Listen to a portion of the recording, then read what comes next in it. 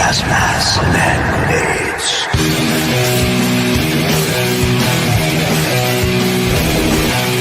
Gas masks and grenades.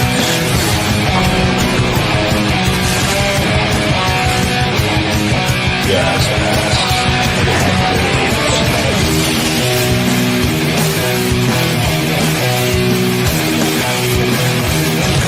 grenades. Gas masks and hand grenades.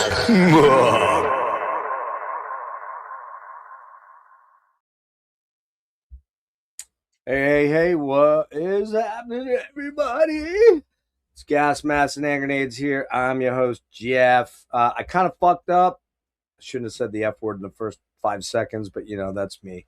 I kind of screwed up because I left it as 8 o'clock on the YouTube thing, but then changed it the last second. And so people were probably wondering, thinking I fell asleep or bailed out on it. But whoever shows up, when they show up, that's cool. Welcome to the show. I've got my buddies, Mr. Jimmy from the Future Ruins channel, next to me here and down below, chowing his dinner at 6 o'clock after just getting home from work, probably out there on the West Coast. Mr. Erik Berg from Psychic Vacuum. Good to see you guys. What's going on? What's happening with everybody? Jimmy, what have you been up to, man? I know, other than working like fiendishly. Hiking a little bit. I saw you were out. Yeah, not a whole lot, man. I since I didn't actually make it to MDF this year, unfortunately, I was kind of spending all weekend crying into a pillow, just looking at your pictures and wishing that I was at the show, because that's like such great memories, man, and just such. I mean, we were there the last 2 years, and we were, so I was thinking like last Wednesday, I was like, man, this time I'd be like heading to the airport to catch a midnight flight, red eye to Baltimore, and end up in walking around for hours trying to kill, sleeping in the hotel lobby, sitting in the lobby, like waiting for my room to be ready so I can maybe catch a couple hours of sleep before the Thursday night, pre-fest or whatever it was. And so, I was really bummed about that, but I kind of took advantage. Me and wife went and did some camping, and just kind of getting into. Where'd you go? Where was that one picture with that beautiful sun? It's a place called Cordova Pass. And it's the peaks are called the Spanish peaks. There's a west and an east, and they're kind of separate from the other mountain ranges out here. They kind of stand unto themselves, and it's about a 2-hour drive south from me. Kind of a special place, and I haven't been there in a while. So it was kind of time to go check in over there with the wife and just kind of hang out and just enjoy it. Weren't really doing crazy hiking or anything, but so just doing that and just trying to get some plans for the summer. But I don't really have anything figured out yet, just because work is so crazy right now. But hopefully some peaks and things are going to be coming up in July. It should be an interesting summer because it was probably the worst winter we've ever had in terms of snowpack. So, oh really? Yeah. Dude, that's weird. I saw some girl. She lives in Colorado. I forget her channel name. I'll send it to you. She solo hikes a lot. She was hiking Long's Peak in the snow recently. Like, you had snow just recently out there?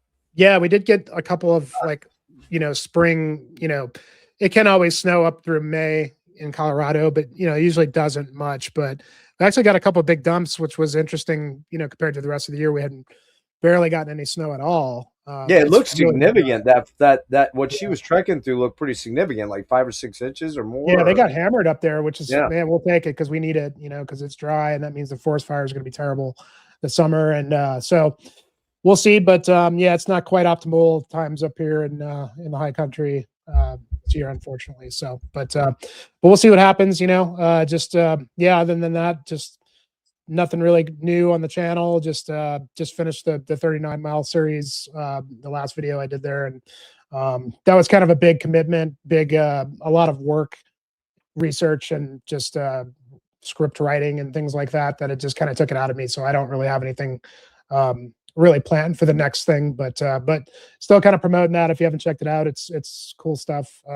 Really cool unknown place that there's not really any other videos on YouTube. Kind of trying to do things that haven't been done yet. So, but other than that, man, just kicking some reviews for Heavy Metallurgy and when I can. And yeah, man, good to see you, man. Good to be back with you. It's been a little while. Yeah, it has. Whoop. Hold on here. What the hell just happened here? You guys there? Yep. We're good. I don't know what happened there. I pulled up. I wanted to pull up. Just double checking something. Hey, what's up, Marty? You know what? I got a write up in this video, but I did not put your. Well, I did. They're kind of, the links are kind of there, but I'll make sure the links are there for you to go. Was the 39-mile one the where you soloed up to that summit that you've been trying to get to? Yeah, there was like part one where that's where I wanted to get to, and there's no trails there. It's just a kind of a wide open wilderness. There's like some equestrian trails that kind of lead to nowhere, but had to do a bit of route finding and map plotting to get. But it's a really cool place. It's just like really different than a lot of the mountains in Colorado. It's like a remnant volcano, and kind of informs the larger region in terms of geology, and a lot of really cool like history there as well. Some tall tales and legends and things like that, and cool. Yeah, I watched it. I watched that one. That was pretty cool. Because I said, well, I could probably do that one. It's some of the others that I probably would be kind of scared of, like the exposure ones, or the ones that frightened me a little. Yeah, this didn't have anything like that, but it was really hard just because of the bushwhacking. Like, there's no, like, you have to kind of find a good path through like a lot of downfall and things, and it's very, very like steep, like hills that I had to kind of traverse, and ends up taking a lot longer. I mean, that second video, it took me 8 hours to do that hike, and the video is probably like 20 minutes long, I think. So it's 20 minutes of 8 hours. Wow, holy shit. Erik, Mr. Berg, it's been a while, dude. When's the last time we did something? Do you remember? Something official, probably Camel, I think. Okay, beginning of the year. Right, Damn. which was that was January? Last year. That was like that might have been December. End of December. That's right. November or December. Shit, dude. It's been a while. Holy hell. You've been busy. You got a girlfriend now. You're big time. You know what I mean? So you don't hang out with these old. You don't want to hang out with fucking boomer old men. Although I'm not a boomer, I'm just gonna say that I'm 1 year removed from being a boomer. Right. But yeah, we good thing. What's that? I said good thing. Yeah, well, yeah. Don't even get me started. I had a rant in the post office today, dude. You would have loved it. I went off, and I live in a town where there's probably a lot of Trump voters. So who knows who I fucking pissed off, and who cares? But I had to pay $24 to ship 2 T-shirts that I bought. I bought Kim. You remember Crazy Kim from MDF last year? Yeah. Mm-hmm. I got her one of these, which, by the way, this is my Aransi Pasuzu T-shirt. I'm going to talk about them very briefly, and then we'll get into this. Sent him one, and I sent a Solitude Eternus shirt to this friend of mine on Instagram, that young guy out in California. It was $24 fucking dollars, man, for shipping. I mean, come the fuck on, dude. And I said, well, here we are in Trump's affordable America. And I just turned around and walked out like, go ahead, say something to me, motherfuckers. Not one person even looked me in the eye. It was hilarious. Anyways, you know me, dude. I'm warped as fuck. So anyway, real quick, I just got done kind of sort of trying to recover from a 3-day trip where I did 3 days in a row. Philadelphia, Baltimore at MDF. And to your point, Jimmy, I did go to MDF, but I was only there 1 day. So, I mean, it's not like I was there the whole fest. But, dude, I felt so horrible leaving there that night. I was like, man, I belong here. Like, I should not be going home, but I was going to New York City the next day. But, yeah, I saw this band. Man, there is no words for this band. There is no fucking words for this band and how fucking insanely good they are live. I've never seen. I saw them back in 2017, and I really thought they were pretty interesting and cool. But watching them 3 days in a row with Wayfair, who, by the way, Jimmy, Wayfair, fantastic band, dude. Absolutely killer band. I love that band. I thought in fact, I honestly think they stole the show on their set at MDF that night, kind of stole the show, even overshadowed Aransi and Derveg, who was fantastic too. Derveg was amazing, man. They were so good. I didn't get into the Pan American band very much, Pan American Native Front. It was okay. I'll take Black Braid over them, and I know everybody shits on Black Braid, but whatever, man. I'll take that. It's much more melodic and cool.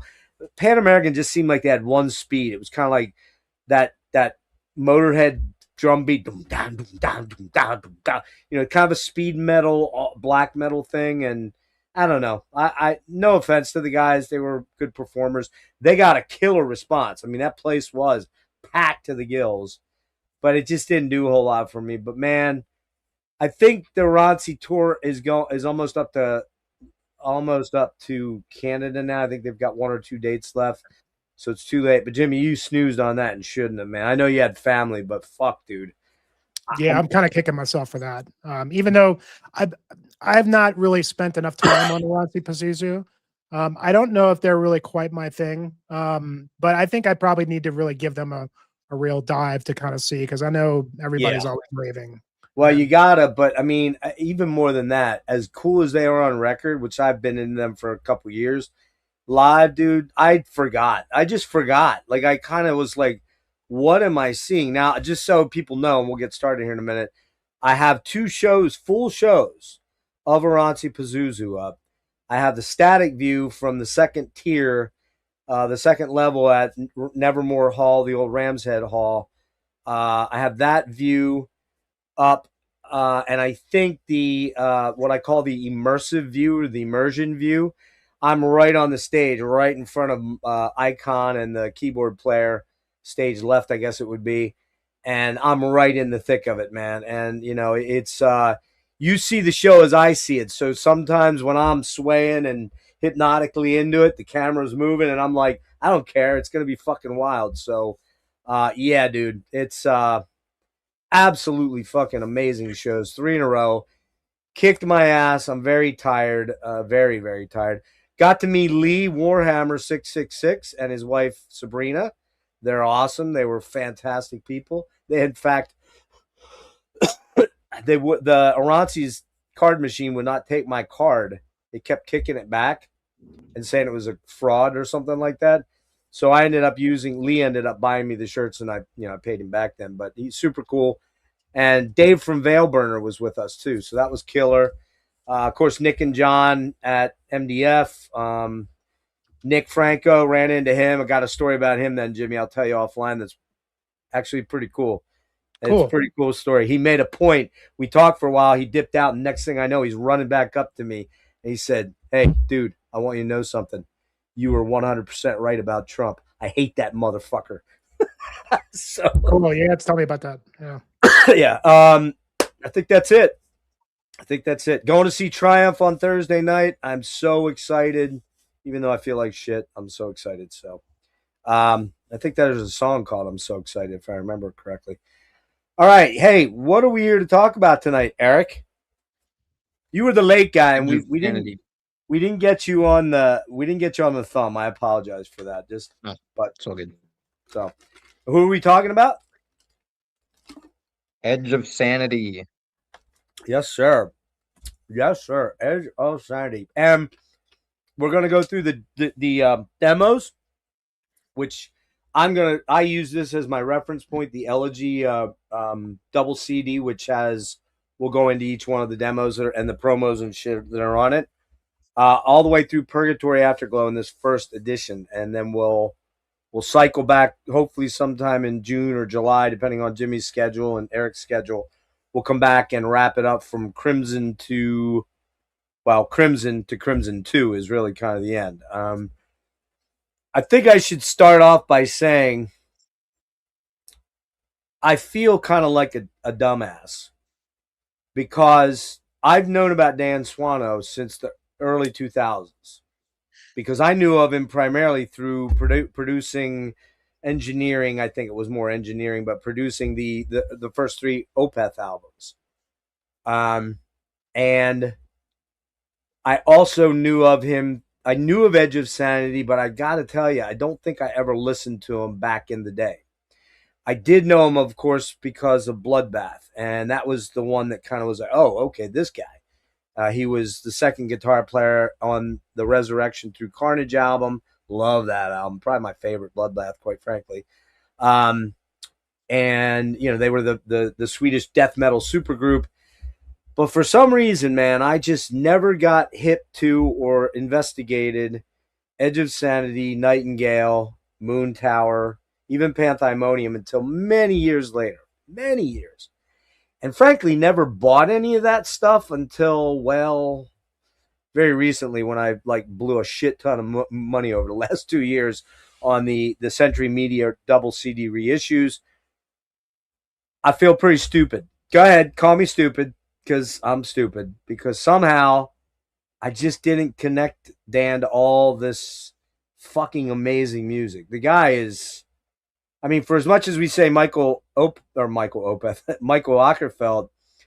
is incredibly prolific, Dan has been on a run that for 30 years where it's, well, maybe a little less than that, because when was the last Nightingale? I think it was 2014-ish, I think. And I think the last, I think, yeah. Was it 15? And then Witherscape, I think, when was that Northern Sanctuary? Was that 15? I feel like it was later than that. Yeah, 16. 16, okay. And I think that's the last major thing he's done, like of major note. And partially, if you watch my 2 interviews with him, particularly the last one, he goes into some of that, where he kind of changed focus and went more into the production end of things, the mastering, mixing and mastering end of things. And he also admitted that his death growl is pretty much shot. He can't do it anymore. And, you know, that was a big part of his modus operandi. So, yeah, but I didn't really pick up any Edge of Sanity albums until literally 2024, which is kind of crazy, when I grabbed the first chapter of Purgatory Afterglow. And that was kind of like, I had listened to some stuff, but I hadn't really like immersed myself in it. How about you, Jimmy? You've been around it for a long time, I would assume. Yeah, I mean, like, I think I kind of missed out on Edge of Sanity as well, in my early days, like getting into death metal, in high school, in the 90s. You know, those days, when I was getting into stuff, it was always, you know, we didn't have, internet yet. So, I mean, it was tapes. And anything that I could find that was a death metal tape at Camelot, I would usually buy it. And I never ever came across Edge of Sanity. And I think maybe being on Black Mark had something to do with that. So as a result, I've always kind of heard the band's name, but didn't really know anything about them, and really didn't know much about Dan Swano either until getting into Opeth. Really the first 2 Opeth records, which Swano produced, and kind of getting his name around that time, I think, is when I started to kind of dive some of his stuff, like obviously Crimson. I think Crimson was the first thing I ever heard. I think that was for me as well too. Yeah. Yeah. And the Spectral Sorrows was probably the first, like, you know, the early Edge of Sanity catalog that I was familiar with at that time, but I still didn't actually really dive the band that hard. I didn't come across Unorthodox until maybe a few years later than that. So yeah, my whole history with the band has been kind of sporadic and kind of all over the place. And really just in recent years have I really started to like delve further into the catalog. I mean, there's still albums that I still haven't even heard for the second half that we're going to do. Mainly Infernal and Cryptic. I still haven't really gotten around those 2, but I know the Crimson's fairly well. But I was always, you know, for me, like, we talked about this, but the Moon record was always really my first big like Swano record, which really kind of got me onto other stuff he was doing. But yeah, and that was kind of it, you know, and you'll find that you know, it's like, I feel like usually when I do deep dives with you, Jeff, it's usually a band that like I kind of celebrate the entire catalog. Right. I think this might be the first time. I'm sure we have before, but this might be the first time where it's not so much that, even though I really love Swano and Edge of Sanity. There's a lot of stuff that's just like the Nightingale stuff is, I've not dove all that stuff either. And I like some of it. But I just think that I've never really been into gothic rock, gothic metal kind of stuff. And it's just, you know, just never really been my thing. So I never. You're a little more picky with this catalog. Yeah, for sure. And I wouldn't say that, I wouldn't argue that I'm not a little bit too.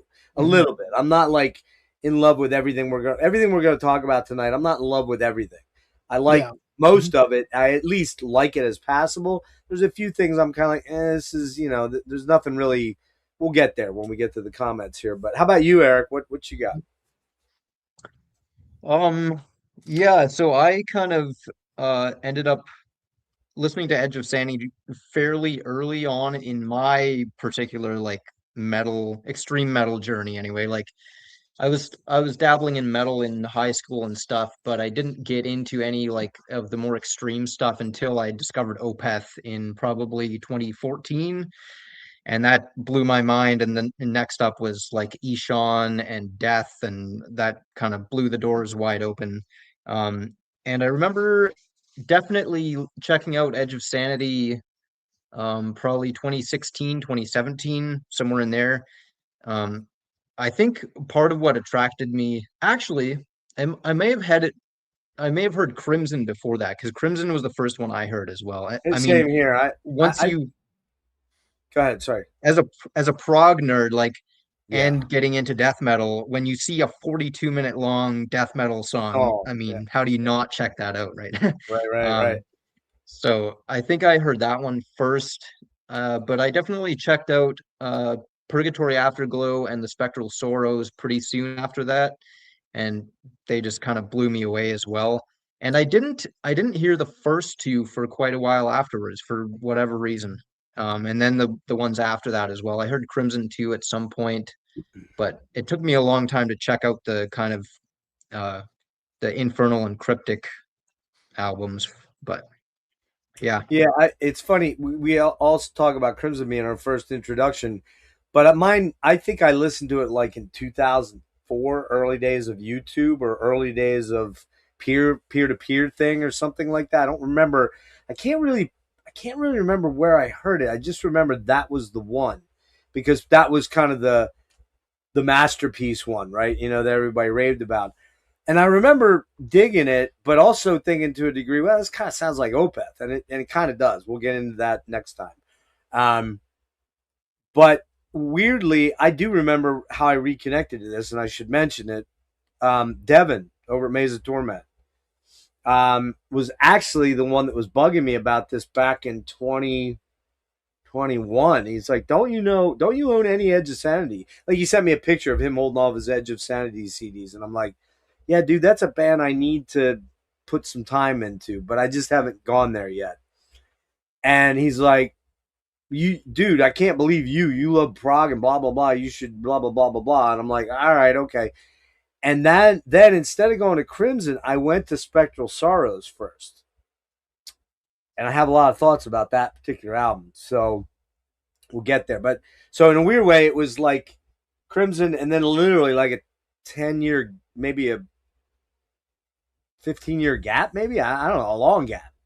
And then it was kind of like, I just found myself one day when Devin hit me up with that. I'm like, yeah, why don't I own any of this? Like, what, like, you know what I mean? You just find yourself going, oh, dude, that's like one of the cornerstone bands of Swedish death metal. Why don't I own that? So anyway, that's that. But let's do a little quick history on Edge of Sanity real quick. A Swedish death metal band that, alongside Opeth, commonly regarded as being the first to fuse extreme metal styles with death and black metal, and also progressive rock. The group was founded by multi-instrumentalist songwriter Dan Swano in 1989, with Swano taking vocal, guitar, and songwriting duties, and ended in 2003. They began as a death metal band with their debut release, Nothing But Death Remains.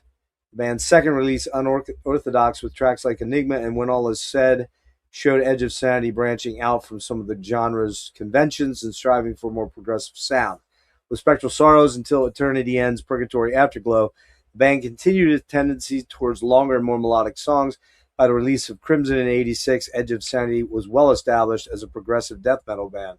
Crimson was a 40-minute concept album consisting entirely of one track concerning a post-apocalyptic future. After the release of Infernal in 1997, founder Dan Swano left the band, citing creative differences with guitarist Andreas Axelsson. And following Swano's departure, Axelsson hired Robert Carlson. They put the vocalist of Pandemonium. They put out Cryptic.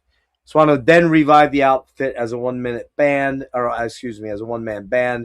with several session musicians, and recorded a sequel to Crimson called Crimson 2 immediately after he redissolved. No, Is that the word? Redissolved. Yeah. Is that a word? Redissolved? I didn't think that was. Redissolved the band. So whatever. I think it's a word. If not, I just made it a word. So there we go. Yeah. So I guess we'll jump into it, right? I think. So how we're going to do this is we're going to do the 4 main albums, but we're also going to talk about the demos, the promos, and that kind of stuff. And the best way to do that was, these used to cut the demos at one point in time were pretty much tape, I believe, early on, probably cassette tape and maybe LP, but I don't know about that. I don't know if those were ever probably put on LPs. Probably not until these came out. So these being, and everyone should know, if you don't know, that in 2024, Century Media bought the rights to, or licensed the rights from Dan and the band to reissue all of the catalog with remastered 2024 and 2025 remasters of all the albums, all the studio albums, and the demos in 2 different packages called Elegy 1 and Elegy 2, which we'll talk about later on in the second edition. These are double CDs. All of them come in O cards with O cards. So you get, here's your CD. And Dan, by the way, if you ever watch this, I spent a lot of money on you, my friend. A lot of money on you recently. All worth it. All worth it, bud. They're not cheap. No, they're not. All of them come with a cool little sticker. I don't know about you guys if you're anal retentive like I am, but I gotta have my hype sticker. I can't get rid of that. All have great artwork on the CDs. And they have fantastic booklets that we all were supposed to read, but none of us got to. So that was my whole intention today, was to read these all week long. I'm like, you got to read those books.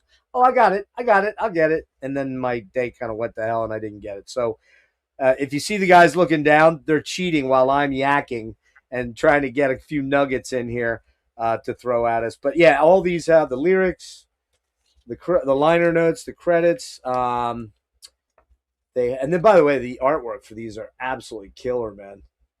The Elegy 2 one is really killer, but that one's great too. A lot of old archival pictures that were never released, things that Dan had dug up. Fans sent this into him. Fans that had like Kernigia stuff like this, or I think that's called Kernigia. And there you go. Edge of Sanity tapes down there, OGs. And I know Dennis probably has all these OG tapes. I mean, if he chimes in, oh, yeah, I got all those OG tapes, I'm sure that's what he'll say. But a lot of killer stuff in here. And then there are good liner notes at the end. And the sound is great because, Dan, obviously, he's on it. There's liner notes for everything. Okay, so we start with the Euthanasia demos in 1989. And that is the inception of the band. And as I said, Elegy has all the early demos, assorted miscellaneous promos, and assorted ephemera tracks. Erik, why don't you start us off talking about Euthanasia demo? I'll see if I can find an actual drop date on that. Okay. I was just gonna see if I can. November of 1989. November of 89. That's all I've got. If this will work. No. What you trying to do? Right enough. Show the cover. Oh yeah, I can actually do that while you're talking. I can. Not that it's great, but no, I got it. But go ahead and talk, and I'll bring this up. Yeah. So I mean, it's their first demo, 1989, and they're all super young guys at this point, right? Probably very young. Still in high school, I would imagine. Or just out. Yeah, there we go. There's the actual artwork. Right. Nice. Yeah. Go ahead. Yeah. I will say the production is pretty rough, but I mean it's a demo from 1989 made by teenagers. What do you expect? Right. There are actually honestly some pretty cool ideas on here already, like some interesting song structures and like time signatures that you don't really expect. But overall, it's kind of, it's a little underdeveloped. There's Right. a lot of good ideas, but they some of them come and go quickly and don't really materialize into a lot of stuff. I will say this is pretty damn heavy for 1989. Yeah. Pretty fairly brutal stuff. But like I said, the production for me anyway, it just kind of, especially the guitar tone isn't very good, and it kind of just sucks away some of the power that should be there. Um, yeah, that's kind of my thoughts on that one. Yeah. It's one of those things that like I'm not going to come back to very much, honestly, but it's cool to always like check out the early origins of a band for sure. Any particular tracks on it stand out for you? Um, I didn't write any down. Sorry. Okay. Jimmy, what you got? Here, we'll go to this. We'll go to this view here.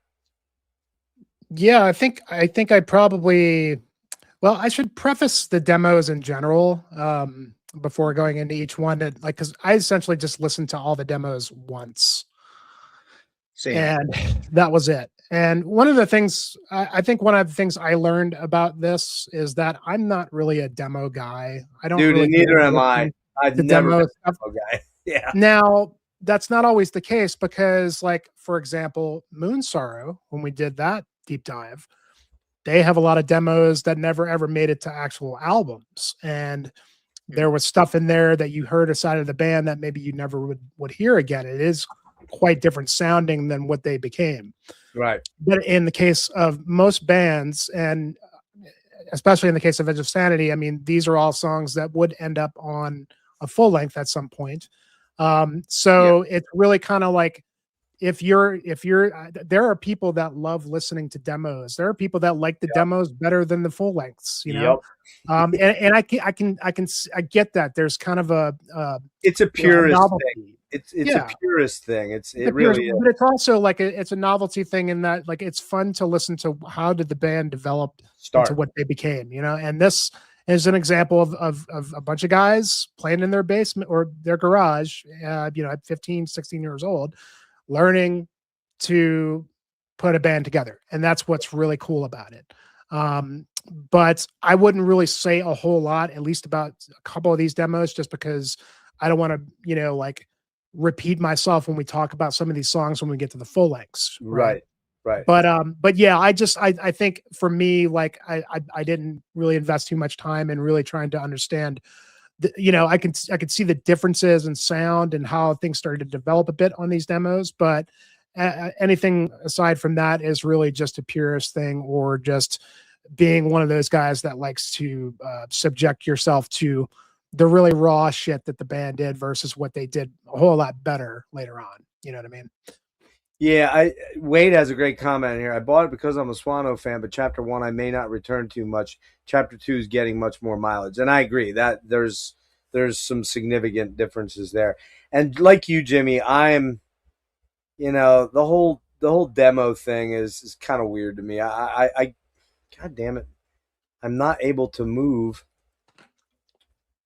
What is going on here, man? Just give me 1 second. I'm having issues with my. Well, we may have to go to this view because it does not want to. It doesn't. I got you in there, but it doesn't want to let me go. What the fuck? Now I look all whited out. What is going on with my control? Normal on my end. Yeah, it looks fine to me. Okay. Yeah, I can't grab and pull myself over to your spot, Jimmy, and that's never happened before. Let's see if I can move Erik. No, it keeps whiting the. All right, we're gonna go to the try view. I'm sorry, I don't know why it's doing this. It's fucking bizarre. Yeah, it's not working. I can't drop and drag.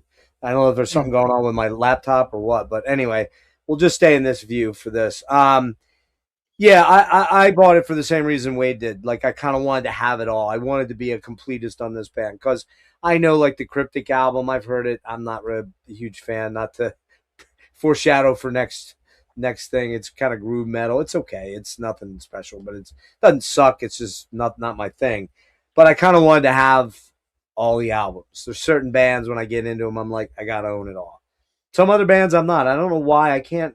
You guys like that at all? Where you can't? There's just a certain band you're like, I gotta own it, even the shitty stuff. But yet, you're like, why? I'm never gonna listen to it. I'll listen to it once and fucking throw it on the shelf. It's It's a collector thing. it is. It's a mental. You love the illness. band, you want everything. I think it's a fucking mental illness. Anyway, I've got probably like half of my collection I've never even actually put in the CD player. Just because. Yeah. I've listened to it probably enough times, like digitally or whatever it is, but still gotta have it. Yeah, it's a sickness, no doubt. Yeah, for this, it's November of '89. Death metal's in a very early formative phases. I mean, Death's Scream Bloody Gore just came out in '87, right? Possessed came out in what, '85? Seven Churches, was that '85? So death metal is still pretty young at this point. When did Entomb come out? 1990 was Left Hand Path. Okay, so at this point you had Leprosy, you had Beneath the Remains, you had Altars of Madness, but first couple, but not a whole Cannibal lot, Corpse really. and stuff like that. But you didn't really have a lot of, they're definitely in the conversation as far as early Swedish death metal bands. But this isn't really. It's pretty. Here's what I said: pretty meat and potatoes with some HM2-ish type chuggers, just not full on HM2 nastiness yet. In other words, the buzzsaw sort of thing. Some of these chug in the HM2 fashion. But lots of arpeggiated notes and eerie synths and keys. Human Aberration has that funny moment where the riffs all stop and there are those weird bell chimes. You're like, oh, that was weird. Like you said, that was one of those things like nobody else would have done that probably. Incipients to Butchery. I gotta say, some of the song titles on these demos though are fucking awesome, man. They're almost like over the top silly, like just so in the Cannibal Corpse vein, not Chainsaw Gut Fuck, but close. Right. Well, but you also get the English as a second language kind of little weird weirdness. Yeah. Which I think gives it an extra little charm. It does. You're right. Charm is the word. Excuse me.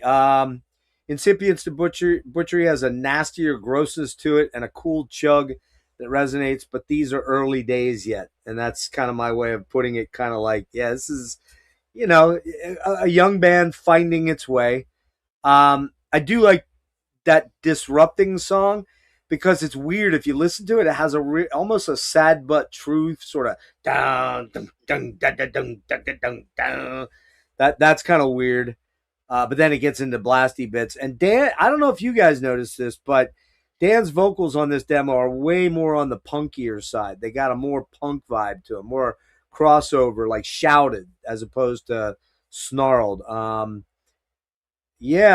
like Barney Greenway or something from like Napalm Death. They just sound that way. So, is it absolutely necessary? No. Would I go spend hundreds of dollars for the demo tape, a real one? No. I'll leave that to Dennis. So, all right, I'll jump on the Immortal Rehearsals. We'll go backwards. We'll go the exact opposite way. Decepted by the Cross. There's another one. Decepted by the Cross. It's like just the name is like, all right, I like the name, This came out. Decepted isn't even a word. It's deceived, right? But if you think about it, decepted should be a word. It should be a word, yeah. That's really good point, dude. I didn't even think about that. But I just love, the weirdness of it is just kind of strange, Now I don't really know they put the Immortal Rehearsals on here as March of 1990, so I'm kind of going in the order that they're on the Elegy CD back, which kind of indicates to me probably that's the chronological order they came out. I could be wrong. But I'll throw it up then, Eric. You don't have to. I can. Yeah, I couldn't find any actual dates anywhere online. It just has like the year. So there's 3 from 1990. I'm assuming that the order on the comp is probably when they were released. That's what I figured, and that's kind of how I went with it on my notes. So these are rehearsals. So we got "Decepted by the Cross" is a new song. It's a really cool tune. I think this one shows growth in the way they're heading as songwriters, or at least Dan as a songwriter and Axelson. It's still basic death metal, but it's growing more complex and the tones are better on this one, Eric. I think the guitar tones are better on this. Yeah. Day of Maturity. There's a weird title too. Day of Maturity. It's like, sounds like a book or some book title, like from Better Home and Gardens or site like a psych website or something. Days of Maturity. Has that weird chromatic take on the Master of Puppets theme. If you listen to it, it's kind of a chromatic. It's kind of in that vein. It also has a bunch of tremolo picking and a lot of doom sections in it. But the last minute of the track is super savagely ripping and super cool. I like Day of Maturity quite a bit. We're going to be talking about these tracks again because a lot of them show up on the first album and one or two I think show up on the second album. Beyond the Unknown is a savage, speedy one until the Doomier pre-chorus, which stands out for me on that one. Immortal Souls is pretty ear-grating, to be honest, till it gets to the breakdown doom repetitive riffs. And it's listenable. It's listenable for sure. If you're jamming it in the car, got the window down, crank that bitch up. But it's not something that I'm probably going to listen to a lot. So, Jimmy, what do you got on that one? More or less the same stuff I just said. Pretty much the same, yeah. I mean, wasn't this actually truly just a rehearsal? Like they just recorded it in the band room, Mm-hmm. right? Because you could tell that's what it sounds like. Yeah, yeah. You got the weird the phasing, where it sounds like one guy's further away over there along the wall with his amp, and the drums are kind of bleeding into everything. I don't know. Does it say in the booklet where they recorded those? Where they recorded them at? I don't actually have this one. I don't have the reissue for the demos. I'll look it up. I'll look it up then when I go dark here, or when Erik goes. So yeah, I'll look that up. Erik, what do you got on this one? Anything significant for you for the rehearsals that I didn't cover? Not much. You pretty much covered most of it, I think. I do think the production is definitely noticeably better, and the songs feel a little bit more kind of realized. Like they're I think each of these demos, if you go chronologically, is a little bit like you can hear them kind of getting towards where they want to be in terms of kind of songwriting and stuff like that. But yeah, I mean, I'm kind of the same as you guys talking about demos and stuff. There are a few demos here and there that are really killer, but the vast majority of them are kind of, something I check out once and then, don't really go back to. It's more for curiosity and historic importance than actual enjoyability for me. But so here's what it says. In March, I brought the Porta Studio to the rehearsal room. He had he bought a portable studio in '89, it looks like, or maybe early '90. He brought it to the rehearsal room, recorded the band live instrumentally, and added his vocals afterwards. That's interesting. Didn't know that. Yeah. Would have known that if I read it. It turned out much better than expected. We decided to release it as a demo. Let it be known that it was a bit rough around the edges, hence the rehearsal part of the title. Listening to it now in its remastered form, I love its vibe. It's dead dry and just a bit of Bjorn Blas Ibanez echo on the vocals. There's this Slayer Hell Awaits vibe to it. Maybe I'm the only one who hears it, but I love it. Andreas Axelson says, seriously, I can't recall a damn thing about this. So, and damn well they were drinking lots of beers when they were making this shit. So, I just remember everything was flowing nicely and we made songs all the time and actually rehearsed. I guess this was just another rehearsal. That's all I remember, at least. So I think, yeah, it's a rehearsal. It's a live rehearsal. Nothing super exciting about it. A cool little document, but is it anything that I would go buy on like vinyl if somebody pressed this on vinyl? No fucking way. No way. Yeah, that's a good point though. Like where he points out they're making lots of songs. I mean, yeah, they put out the 4 demos in the space of about a year, so they're writing a lot of songs, which I think is good, and it's getting them quickly to where they want to get by the first album in terms of and they're sound. expanding on it because now we get to Kernigia, which Kernigia is kind of like the big deal because this is the one that I believe they send into Boss, which is Bjorn Ferguson, who was also Korthon's dad, the guy that started Black Mark Recordings. Kernigia comes out in 1990. It doesn't say where. They made 1,000 cassettes of this, interestingly. Wow. And this one, let's see. I'm just trying to find. Yeah, I can't really find. I'll look up the data in the book. Or Jimmy, can you look that up? Oh, you don't have this one. Sorry, my bad. I'll have to look it up. Well, Erik, how about you? Do you want to go into Kernigia a little bit while I look up the data on it? I didn't write down a whole lot for this one. I Okay. do think the songcraft again is progressing a little bit. They're kind of fleshing out some more of their ideas, and it feels a little better thought out, I will say. But I don't like the production quite as much as the previous one, to be honest. Which was live because he put his vocals on top of it. Yeah. Mhm. Jimmy, you got any thoughts on Kernigia? Yeah, I mean, other than just kind of what you said, I mean, this is kind of what put the band on the map and got them the Black Mark deal. And I agree with Erik, is that you kind of just hearing things kind of develop a little bit more. A lot of this stuff is going to end up on the debut. So I don't want to spoil that too much. But, I mean, if I had a choice of any of the demos that have a physical, I'd probably go with either this or The Dead. Probably The Dead more than this one. But yeah, man, I mean, it's just kind of another really small step in the evolution to being signed to the first full length. So on Kernigia, Swano says on March 16th, 1990, we played our first gig alongside Swedish melodic punk masters Strebers. It was time for us to get back into the studio to finalize the first chapter of the band as a 5-piece.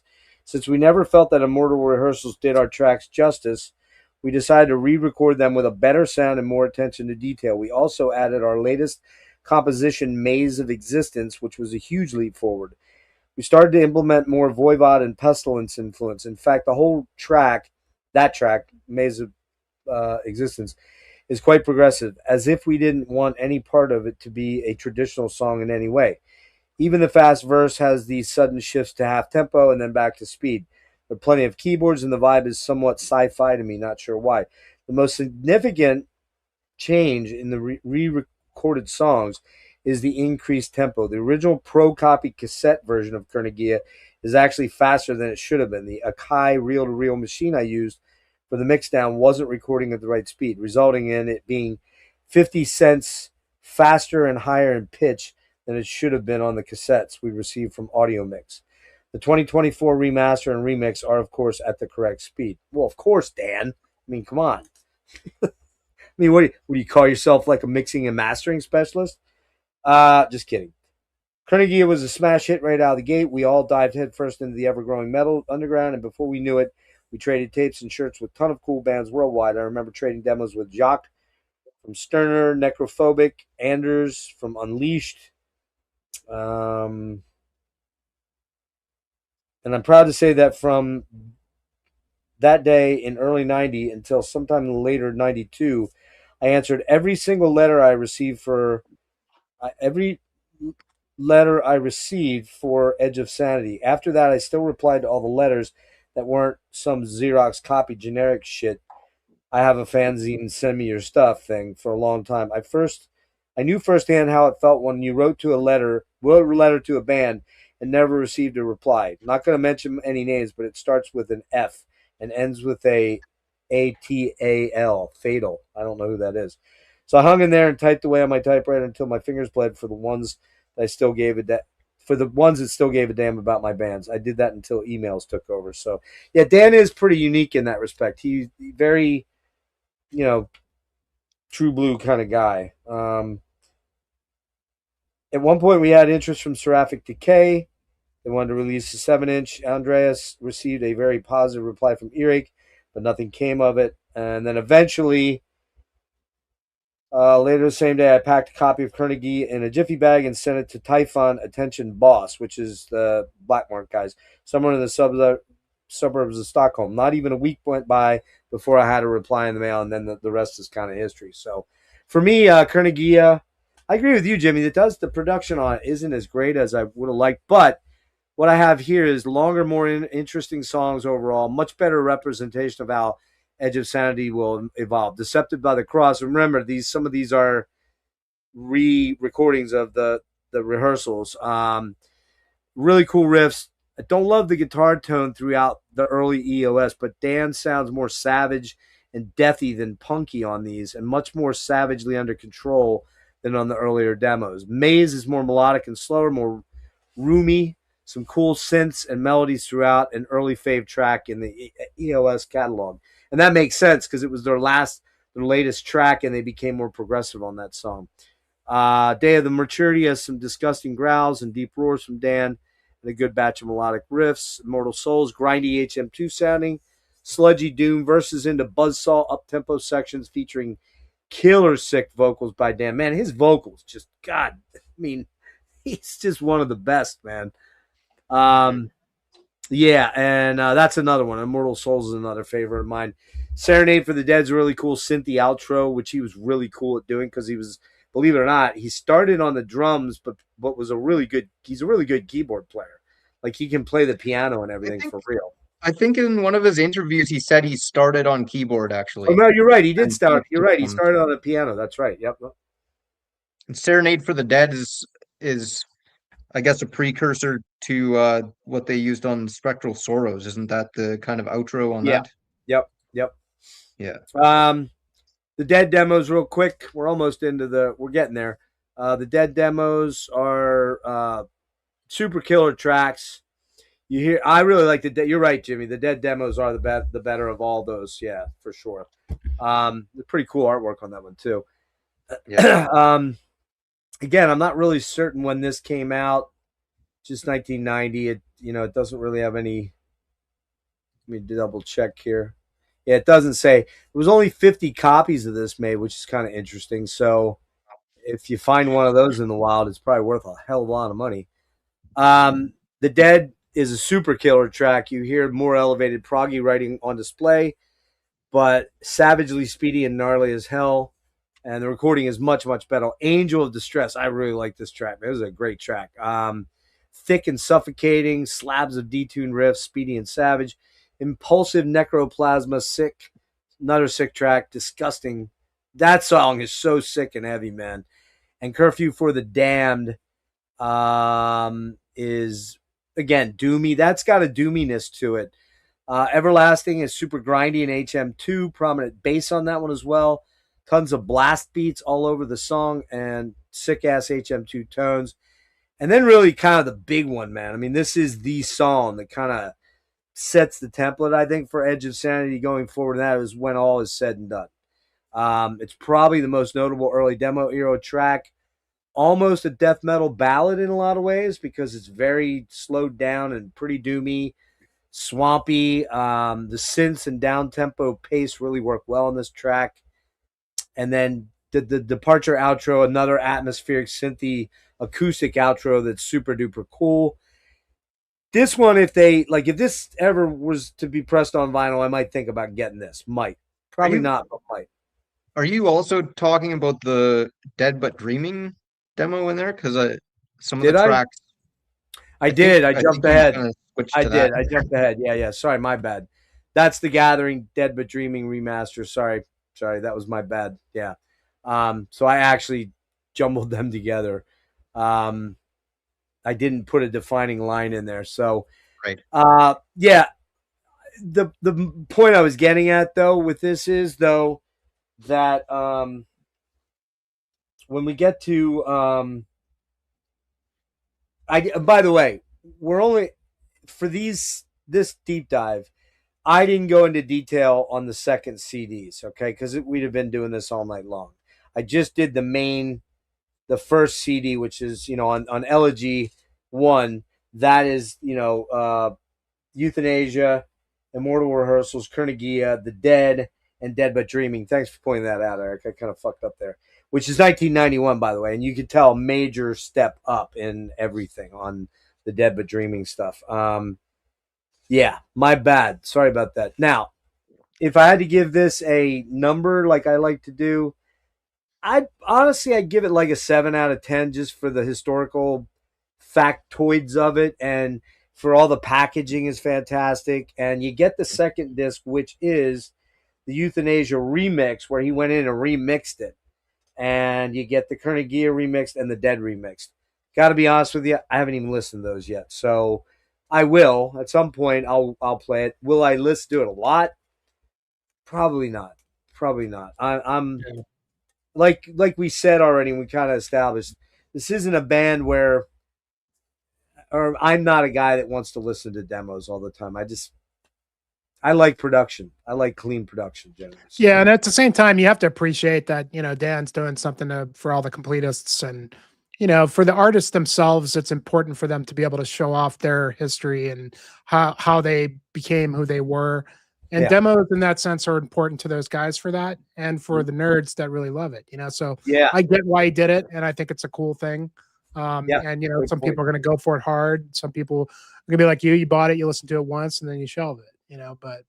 But it gave you all that cool stuff in the booklet too. You got all those old flyers and the pictures of the tapes. That's really cool. It's kind of like a fanzine. It's like a mini fanzine in that pamphlet. And that's a great point, Jimmy, because Dan he's proud of this work, and he should be. I mean, it's absolutely. He's been a pivotal figure in the death metal scene in Sweden for almost 30 years, 35 years. So I think it's cool that he did this for the fans, like you said. Any thoughts on those real quick? Any tracks that stood out for you on the Dead and Dead But Dreaming? Yeah, I mean, all three of them. And they're coming on this on the full length. So I'll save it for the full length. But yeah, for sure. It's a great demo though. I mean, it really probably the better demo out of the four. Agreed. Erik, anything on these? Yeah. Yeah, I would say this is probably my favorite of the demos as well. The production on it, I think it's pretty raw, but I think it fits the material. That's one thing too about demos is like sometimes the rough kind of raw production does suit the songs if it's the right type of music. Yeah. And it's kind of appropriately filthy for this. And the vocals on this sound totally killer, dude. Unreal. Yeah, sick, just sick. I would say the riffing on these songs is a little bit more memorable than some of the previous ones as well. Yep, that's a really a thing they really honed in, especially on the second album forward. Is just there's so many riffs that just get stuck in my head for hours or days at a time. Which I think you can kind of point out in the first couple of demos. It's a little samey, kind of a little bit. Nothing is like super earwormy, but that starts to change as we move. So yeah. One thing I put about this demo is I wish it was longer because it's only 3 songs. But you're right. Yeah. Awesome. Yeah. Do we want to go through Dead But Dreaming right now as well? Because I think it came out after the first album, actually. You're right. Just get through the demos. You're right. It did. Well, I kind of already talked about it, so I don't know if you want to. You can talk about it briefly, quick here. You're right. That came out in '92. Yeah. Go ahead. That is just show it. It's kind of like the similar artwork to on the Elegy comp. On the Elegy comp, it kind of looks like a pseudo Altars of Madness. Altars of Madness. Yeah, exactly. Yeah. The mix is a little weird. The guitars and the drums kind of seem a bit quiet on this one to me. Both bass and vocals are really prominent. I would say the songwriting starts getting more diverse on this one for sure. Some really prominent keyboards in When All Is Said, like you said, is like that's one of the really standout tracks on the demos for sure. Yeah, for sure. So as a whole, if you get something in the middle of this band and then you're like, I really like that, and you start collecting the studio stuff, you're probably going to want to get this. I'd suggest that you do. And I don't think these are going to stick around forever. They might, but you never know. But I do know when we get to the EP, which is the one I don't own, I snoozed on getting the CD. I can't find it anywhere. You can get the vinyl, but it's like $28 for 4 songs. I think it's only a 12-minute EP or something like that. So don't know if I want to drop that much money on that. But all right, so let's get to album 1. We've got the Nothing But Death Remains, which came out in 1991. I don't have a date on that. Anybody have an actual date? Let me see. July 9th, it says on Rate Your Music anyway. Does it on? Okay, cool. But I actually have that right. up. Yeah, July 9th, 91. Yeah, so this is the first thing. If I'm not wrong, am I wrong in that I believe that Edge of Sanity was the first death metal band that was signed to Black Mark, if I'm not incorrect, right? Yeah, You I guys- have it. What you have it? Okay, yeah. I have it. So, Yep. kind of weird artwork. You know what it reminds me a little bit? It reminds me a little bit of that Depravity. The color scheme and everything looks the same. It's the same purple and blue. And I don't know if it's the same guy. Even the little monster, the skull faces kind of look the same. I didn't look. The art style looks different though. I wouldn't think it's the same artist, but Yeah, I don't think never it know. is too. But speaking of that Depravity fucking rips, man. That is good shit. You have that one, Jimmy? I think did I send that to you? I don't know if you did. No, I mean, I wonder because there was a Depravity band here in Denver for a while. I don't think it's the same band. Let me see. No, they're finished, I think. Finish. Yeah, Okay. they're finished. No, yeah. I'll have to get on that. I feel like I heard somebody talk about that, but no. It's the Silence of the Century. I swear I sent this to you. Here, look real quick. This you know this one, don't you, Eric? Yeah, I've only heard it a couple times, but Oh, yeah, man, it's this is so fucking good, dude. one of those Oh, bands that's that that- never even put out a full You length. did send that to me, I think, Jeff. Yeah, Yeah. you did. You did Yeah, send yeah. that to me, and I I did thought listen to it, and it was killer. Oh, Yeah. dude, this is so good. And I know whatchamacallit reissued it. Fuck. Dark Descent. Couldn't think there a minute. Yep. I'm still kind of in half La La Land here. All right, so let's get into Only Death Remains. Again, like all, I'm just talking about the album proper. On CD2, he's got a total remix from 2024 and then even a rough mix from 1991. So, man, he overloads you on these with like so much. Almost the vaults are clear. This is everything from what I understand. Eric, why don't we start with you on this one here? Okay.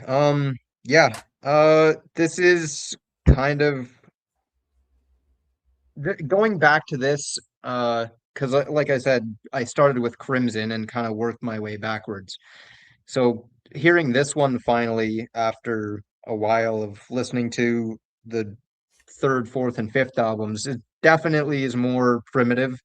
Um, I I don't know if I would quite say it's straightforward death metal because there is still some interesting kind of weird ideas, especially for 91. Like, you know, There's some thrashy bits. yeah, thrashy bits and kind of just weird riffs, interesting time signatures, which I mean, again, some of that stuff was even showing up on the demo stuff already, but yeah, definitely not on the same level as what would come next, but I think it's really a solid death metal album. It's kind of, I would say it's a little bit underrated. I mean, if you look on Rate Your Music right now, it's a 2.98 out of 5 is the rating it has. And I don't think it's that low. I don't 6 out of either. 10 for me. I mean, agree. I personally, I think this suffers in comparison to the later albums. And I would say if this was some like one-off band that did some demos and made one album and disappeared off the face of the earth, They'd I be think this would legendary. be looked at in a Yeah. better light. Yeah, I Maybe not agree. legendary. I don't think it's a masterpiece, but like it's pretty good, honestly. The production is raw still. Definitely like, it's not a like a Morris Sound or a Sunlight Studios kind of production Nope. at all. It's not on that level, but it's not bad. I mean, I've heard of people complain about the production on this. Again, it suffers in comparison to the next few albums. Yeah. But I think if you're someone who enjoys underground death metal from this era, it's kind of standard production. It's not worse than the majority of those kind of albums.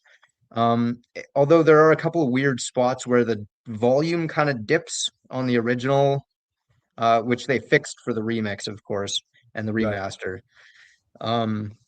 And speaking of that, I actually, a couple of these, and this is one, I actually, for me, I prefer the remaster to the remix. And it's just the remix.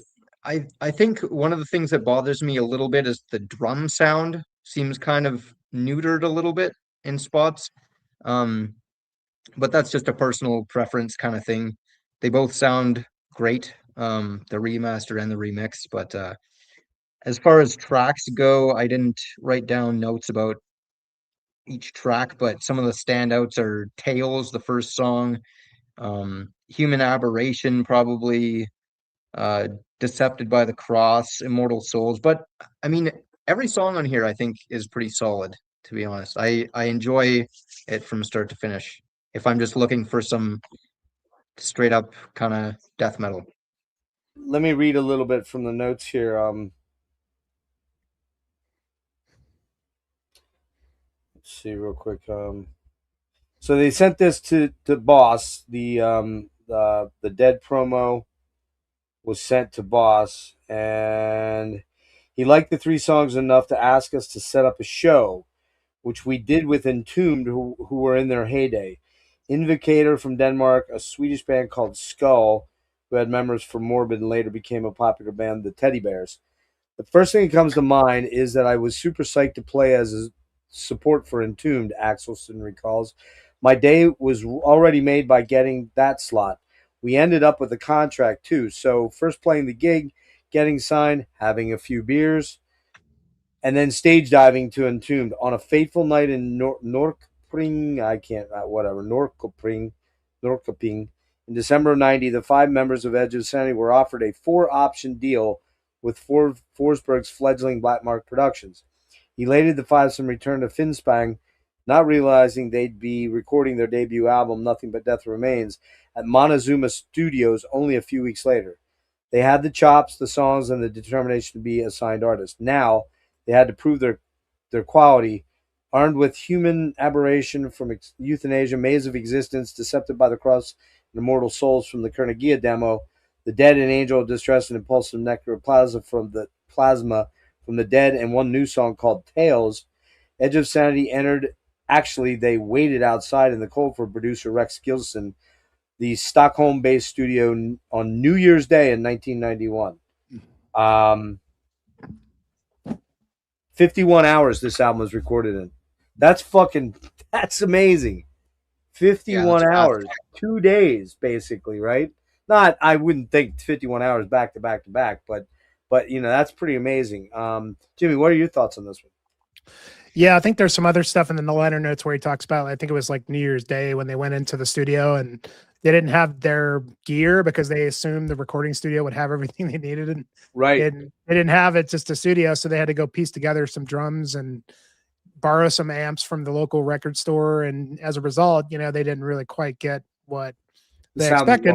Yeah. And I think I probably, I kind of spaced here because I spent a lot of time with this album, but I spent all my time on the remix, and okay, I should have gone back and listened to the original mix. So I didn't do that. So I might have a little bit of a tainted view on this album as a result, but it's funny because the year 1991, I mean, you're talking about a year that we had Dismembers Like an Ever-Flowing Stream. We had Unleashed, Where No Life Dwells. I think Morbid Angel at that point had the second record was Blessed Are the Sick, I think. Yeah. So, I mean, this is a real,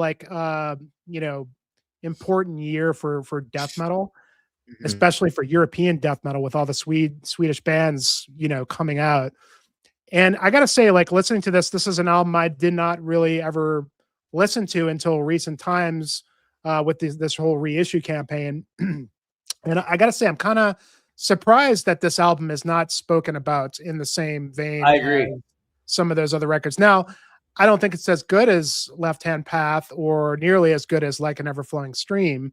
But I think it's pretty close. And I think it's a really awesome death metal record for, for the year it came out and for all the stuff that was coming out. It sounds a little bit different than the other bands. I mean, it does have that sort of buzzsaw guitar tone to an extent. But at this point, it makes sense as well that all these songs are pretty well developed because of the demos. And that's the one thing I learned from listening to the demos is that all this stuff has been around. But interestingly, they lead off the album with Tales because that's probably like the most, maybe like you're starting to see a little bit of experimentation in the songs, whereas the rest of the album is pretty just, meat and potato brute force death metal. Yep. But Tales had some different time signatures going on, and you can start to see like that was, it's just interesting that that's how the album leads off because it kind of it's not very indicative of what the rest of the album is. Yeah. But it's a great track, and I love it. It's weird listening to it because I don't know. It's like you're kind of expecting similar with the rest of it, whereas it kind of. Do you agree that Tales is a little bit more like Spectral Sorrows in a lot of ways? Yeah, I think it probably, and it makes sense that probably could have fit on. It was their last track. They wrote that late in the game, so they were already moving in that direction. Yeah. Yeah, but man, I really dig this album. I think again, I'm surprised that it's not heralded as much as some of those other albums, even though again those are better. But I think it still goes toe to toe with Left Hand Path and Like an Ever Flowing Stream, just maybe not quite as strong. But man, there's just some true bangers on here. Human Aberration, that riff, man. Yeah. I just want to bang my head on that. It's just such a killer riff. And The Dead, man, that track, it just has that personality of Swano. Because his vocals are so awesome on this, and he was one of the better. I think he was. I think he's the better death metal vocalist out of all the other bands at this time. With the exception of Mike. Well, and Mike's not here yet at this point. True, and not only that though, I really think it's kind of fucking eerie how much Dan and Mike are kind of the same animal. Yeah. It really, and they were good friends, and they did that. What's it called? That track. Skorskigen. Oh yeah. What was the name of that? Yeah, Skorskigen, I think it was, and something like that. Yeah, and they were going to do a whole project. It just never ended up happening because But just now, Dan has a little bit more of a crooner voice, and Mike has more of that pretty voice for cleans. But their death metal growls, they're two of the best, man. I mean, they have a similar like timbre, but like I still can tell the difference between the two. Sure. And like that's what I like about this album is like his personality as a vocalist really kind of shines through, rather than just being kind of like a standard grunter. Like he had a lot of just personality behind it. There's nothing like The Dead in the middle when he just you die. It's just so great. That is so killer. It's so hilarious. Yeah, it's just everything is you die, we're dead, it's just everything. And that comes up a few more times and more songs coming up, Yeah, I love that. I love just that's what kind of stands out to me on this album. It just has a unique kind of flair to it, compared to its counterparts at the time. And as you go, the songs maybe aren't quite as memorable as you get further into the album, but I like that it's just a 30-minute record, it's short, quick, to the point. And, it just, I mean, I don't even know how I can say you go from this to Unorthodox, which we'll get to, but only I can really see that in the first track. But it was also saying in the liner notes that the cover art was actually painted by Dred's father, I think. Yeah, it was. And actually, is that who it was? And it was like a different color, but like they needed a cover art. Yeah, there it is. Yeah, cover art there. Yeah, and it's they talk about that because they didn't really have it. It's funny how a lot of bands, their first albums, like the cover is the last thing that the artwork's the last thing they think about. They're like, oh damn, we need a cover, and they end up picking something pretty cool. Like I feel like the way that they changed the color palette works really well because it does feel like, as they say in the liner notes, that the album does kind of sound like what the cover art looks like. I always like that when and that they talk about it being moonlight, like moonlight, and it's got the Christian what's his name, Necro Lord kind of vibe, that kind of thing. Not nearly on that level, but it's got those Necro Lord colors, and so it was kind of in keeping with what was happening at that point in time. When was Dissection? What year was that? 92? Yeah, that came a little bit later, I think. Maybe not. Yeah.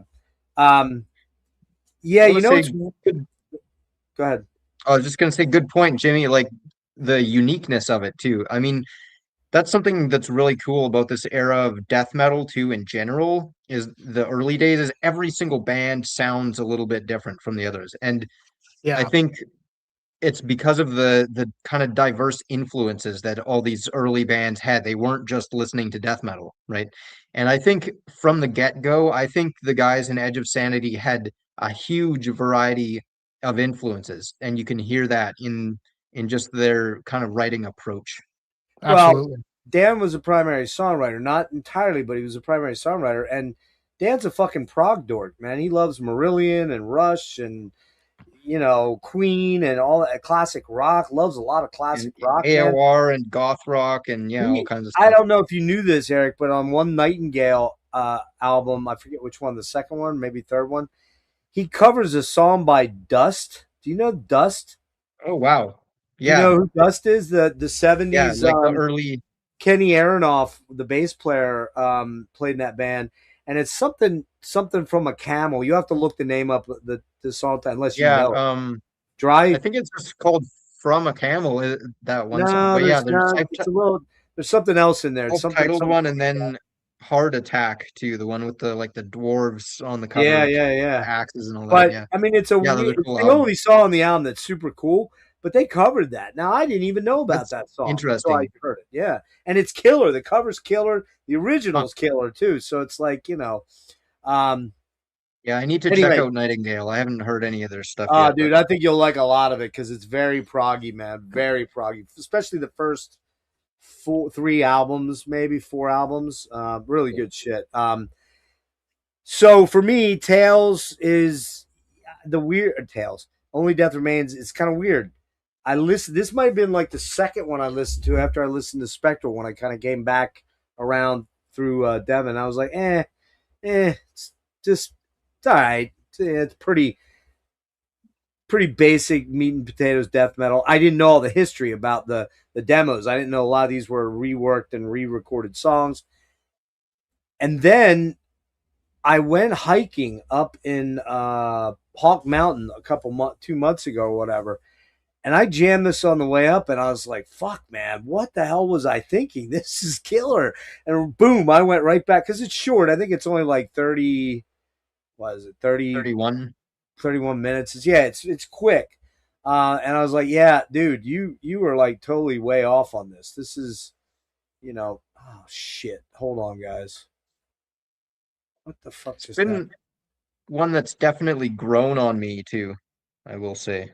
Yeah, I don't know if I'd put it up there with like Dismember or some of the first, the Entombs, but it's close. It's close enough that you can't look away from it. Real quick breakdown on songs: Tales, cool synth intro, rather tinny original mix is kind of grating at first, but the reissues is mixed and mastered much better. It's much better for me. Just for me.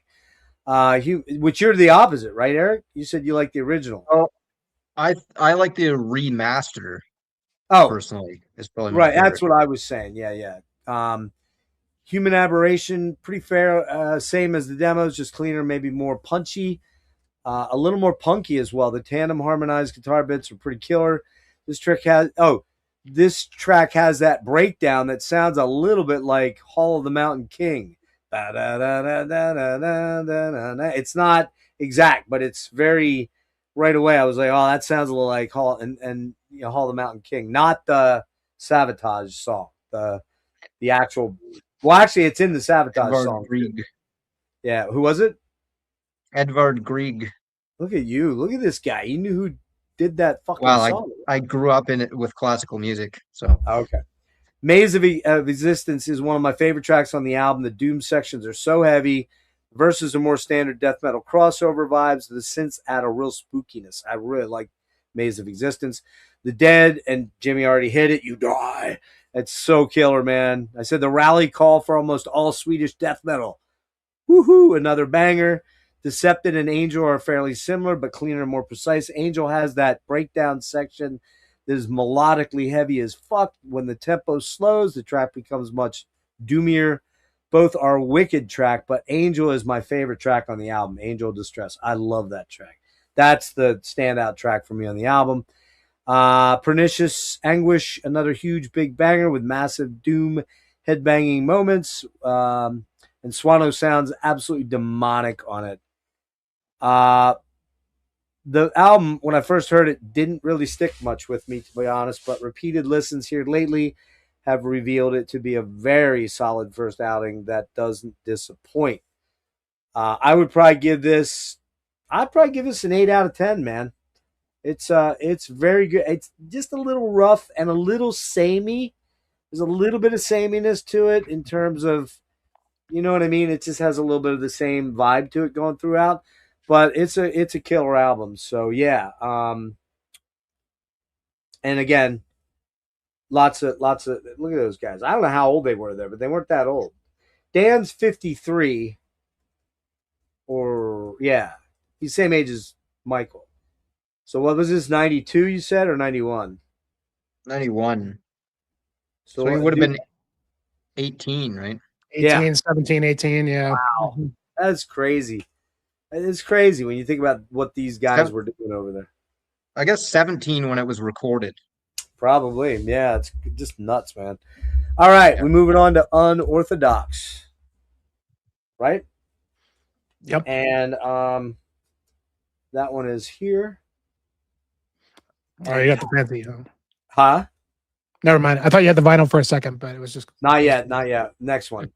I love this artwork, man. It's so killer. there's a lot going on in it. Yeah. It's it's wicked, man. Yeah, you really have to like really kind of hone Study in on it. Yeah, Study it. because it's not immediate when you look at it. Let's see if I can. Jimmy, I'll pull you up and show it. You can go first on this one. It's kind of, your lighting's not good, so go ahead on this one. Yeah, I mean, like this is a huge jump from the debut. Big.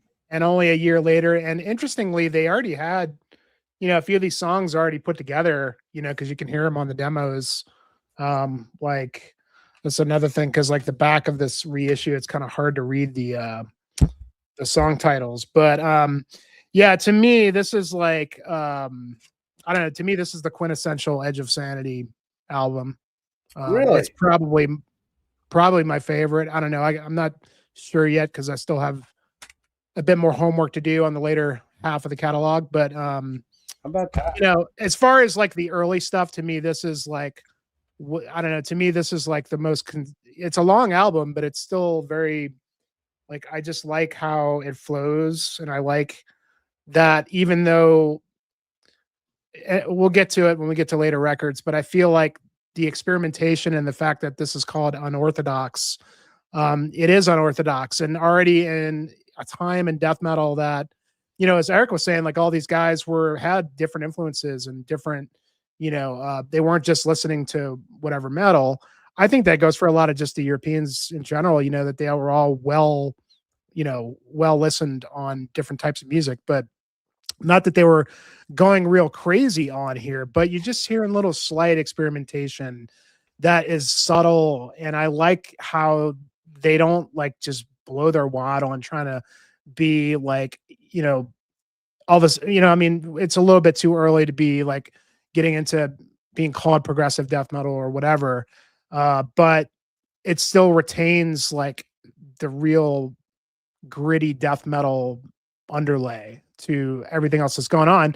And I love, but just those little moments where they throw something in, like the clean vocal in the first in Enigma. Exactly. And obviously from from the get-go, Dan has a beautiful singing voice, and it's interesting. I mean, obviously it's a little raw compared to what he does later, but he sounds really good there, and it's just interesting to kind of hear that little bit, and then it just goes into this, a lot more extreme metal record. I like that there's a lot of really memorable stuff on here, like in terms of melody, something that the Swedes are really good at as well.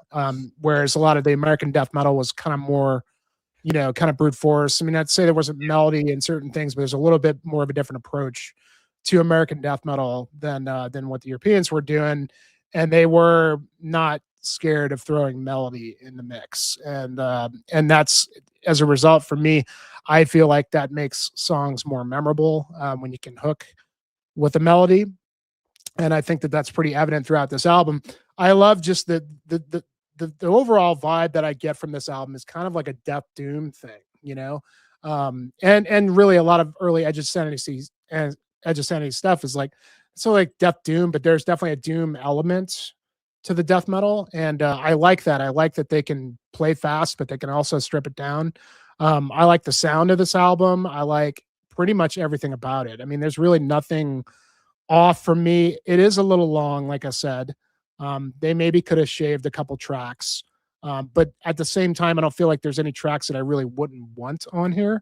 Mm-hmm. But some of the standouts for me is obviously Enigma.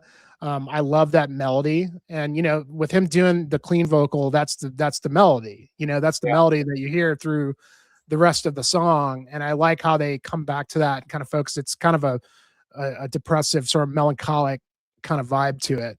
Of course, Incipients to the Butchery, which is kind of feeling like it's an earlier, could have easily been on the first record. But then In the Veins, Darker Than Black, and this is where we really start to get a catchy kind of vibe to their riffs, with the whole first side of the album, Everlasting. Those riffs are just so memorable. I keep hearing those riffs in my head when I go to sleep after I listen to this album. And then Afterlife might be one of my favorite songs on the record. That's kind of a death doomer with some great melodies. Nocturnal I love is because like it's just like this stripped down riff, that it's such a simple thing, and the way it builds to that riff, and then it just comes crashing with that, it just works so good, even though it's so simple. I just love that. I love that song. Curfew for the Damned is kind of starting to feel like even there might be a little bit of American influence in there. I like that though. I like that they kind of seem like they're listening to a lot of stuff, and they're kind of keeping a pulse on what other bands are doing, and you can kind of hear that a little bit in this album. Requiescat by Pace, I think that's that little instrumental track, and then Dead But Dreaming is an excellent song. Yeah.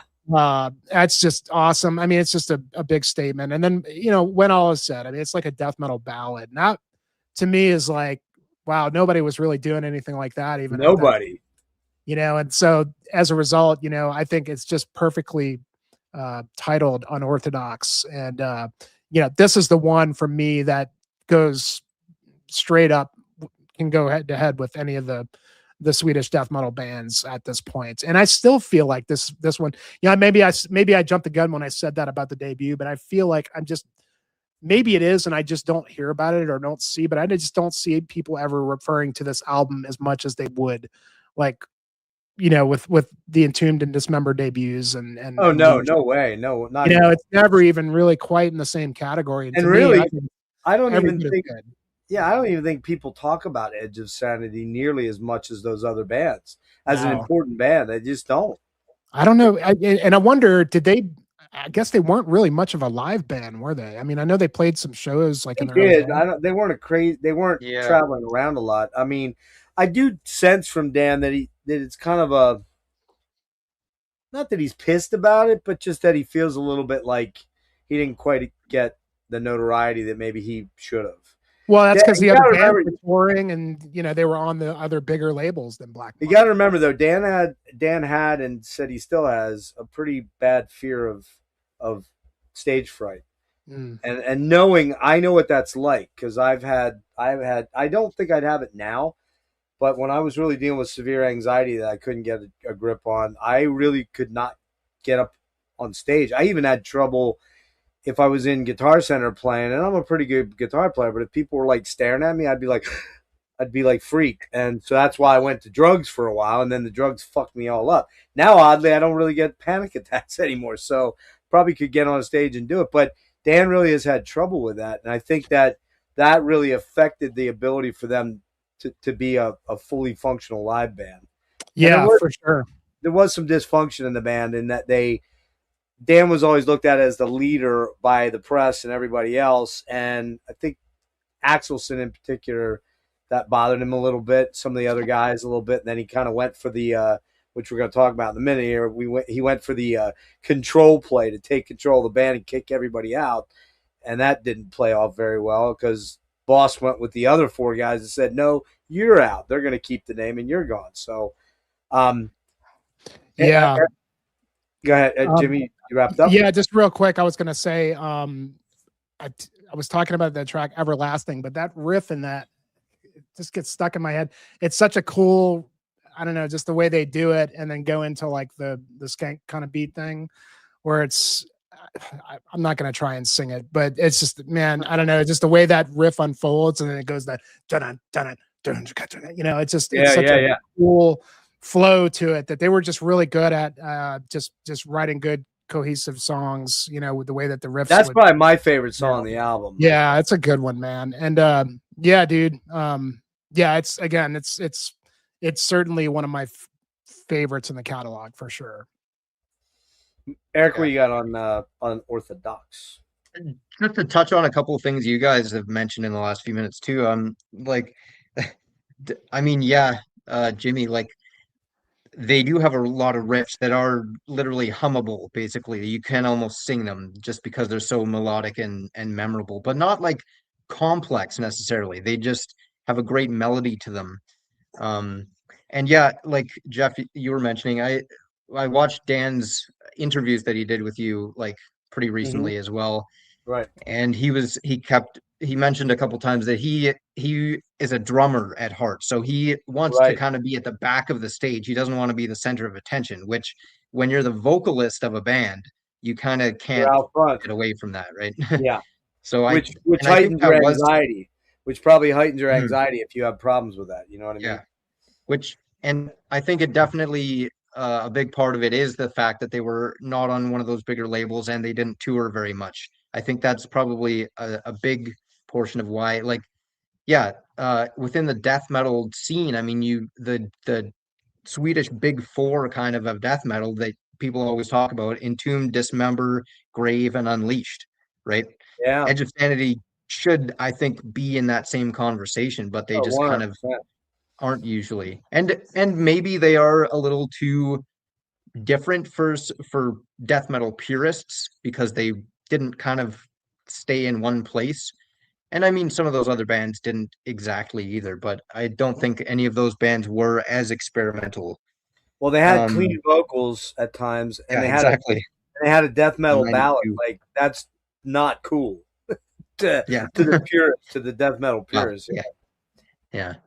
And also a interesting point I had never thought about really before very much, but Jimmy brought up the fact that a lot of European bands were kind of more adventurous and experimental than American bands, at least in death metal in the 90s.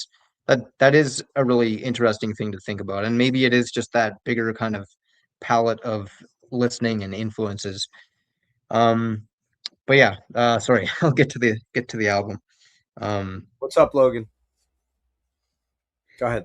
Yeah, this from the debut for me it's a big step up in basically every way. Hey, Erik, keep talking. I'm gonna dip out. There's something going on my computer. I'm gonna come back in, so just keep going, okay?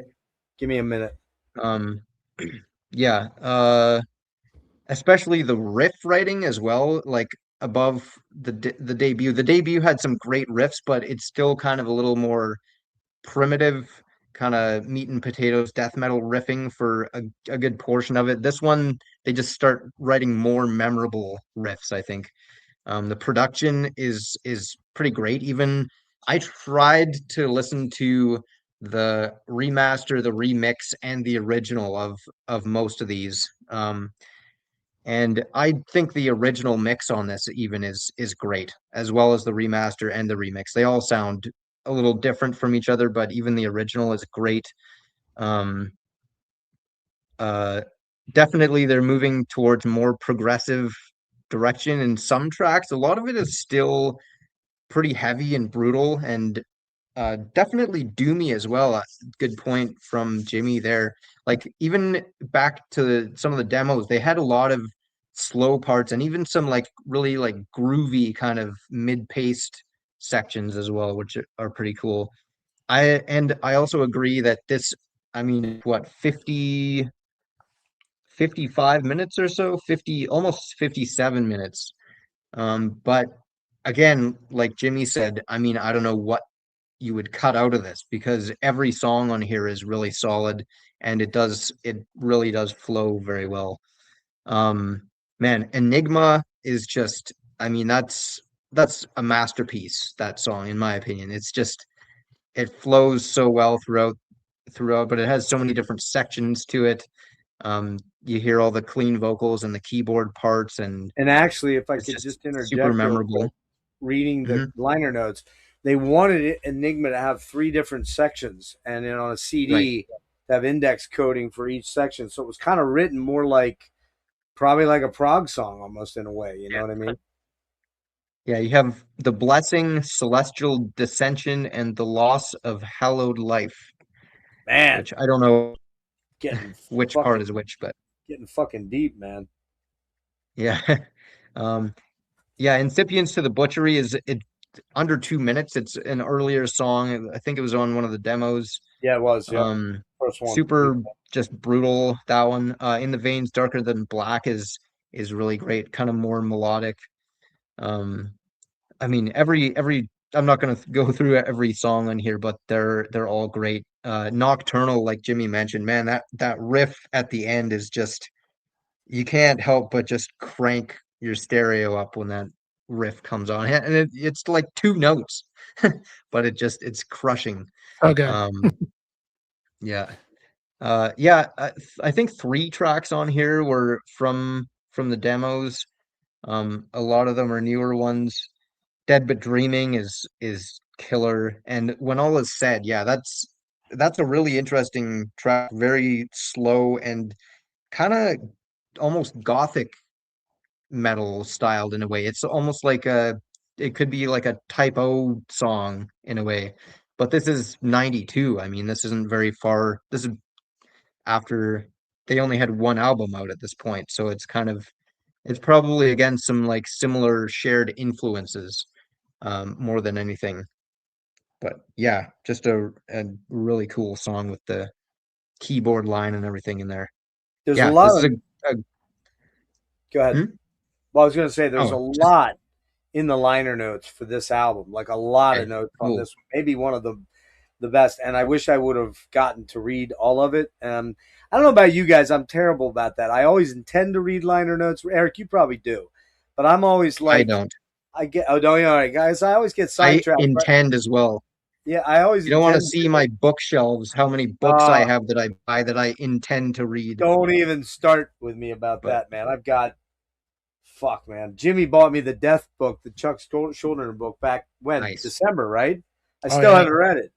Oh, I gotta read that.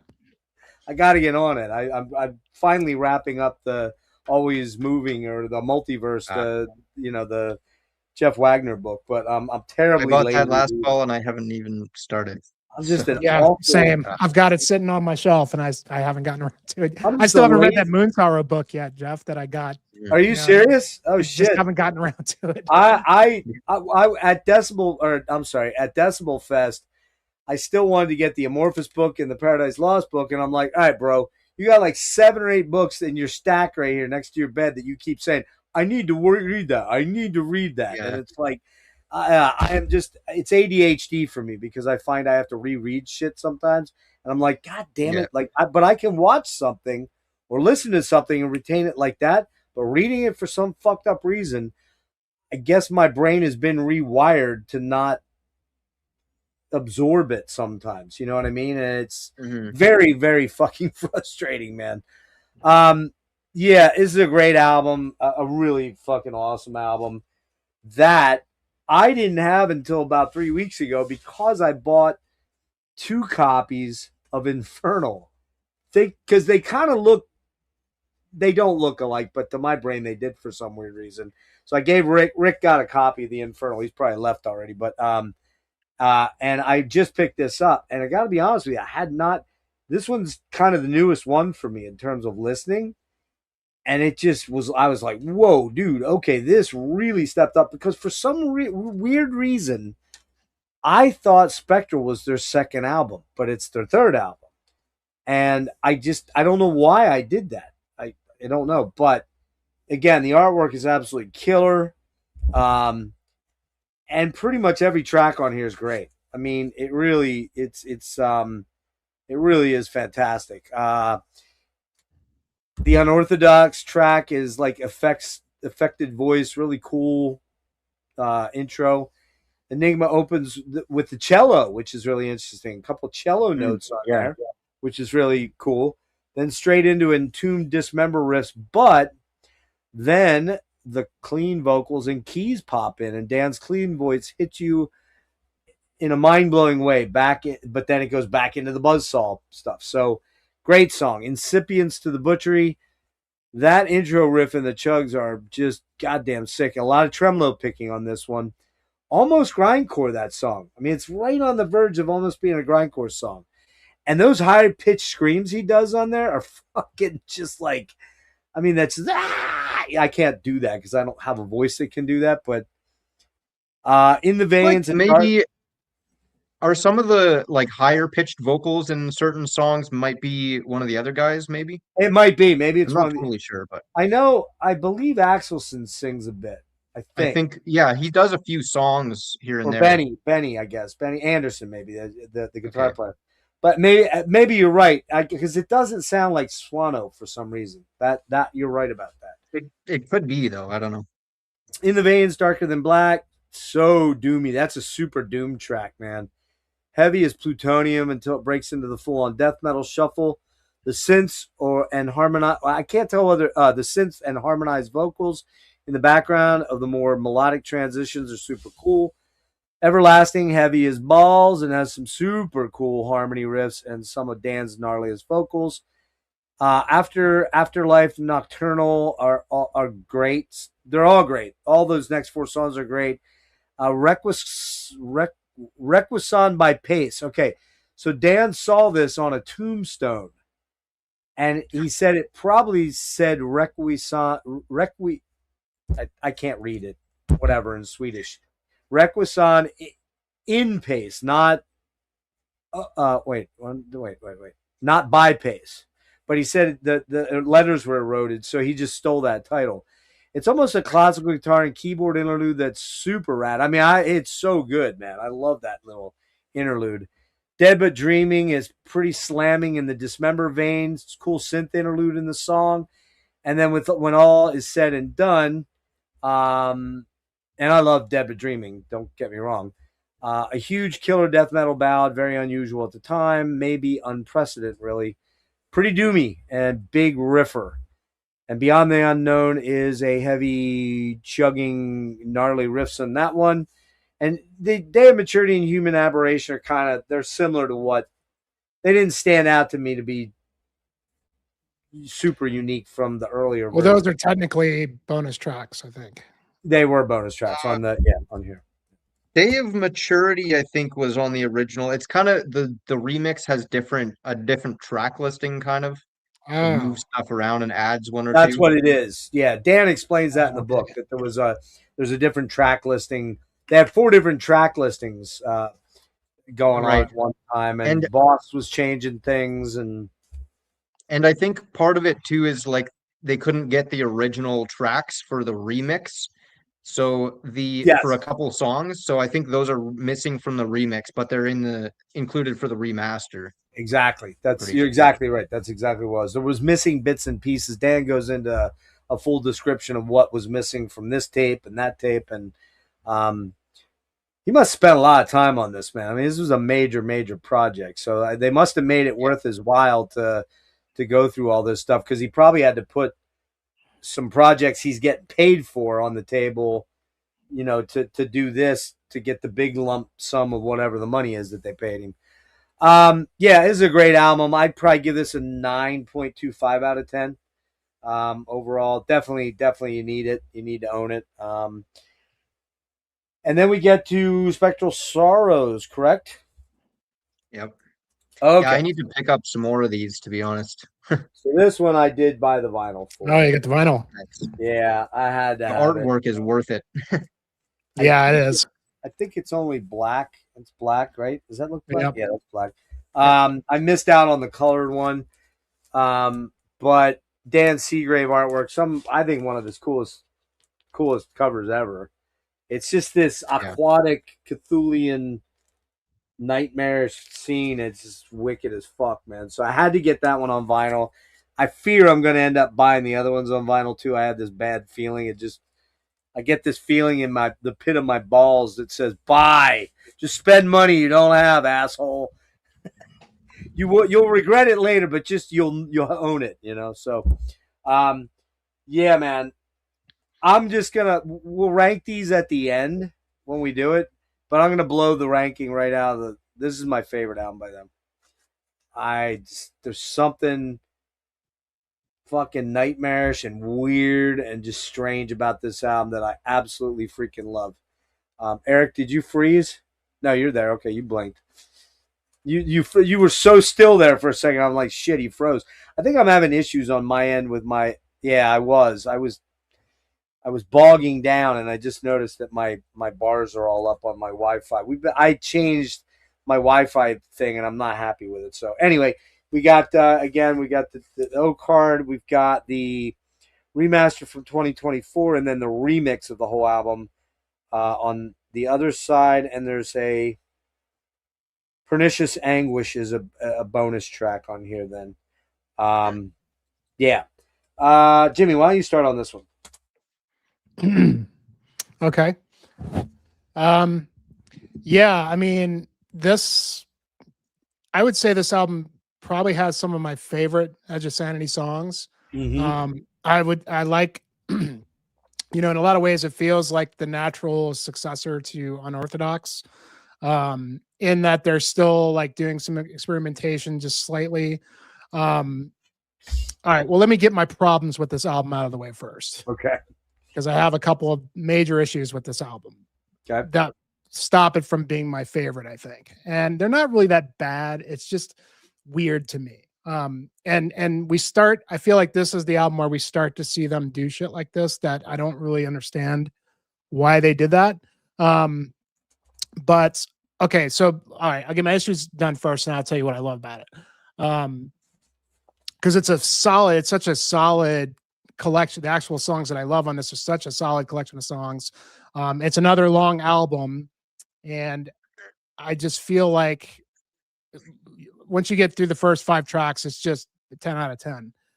And then there's the Man of War cover, which is a really good cover.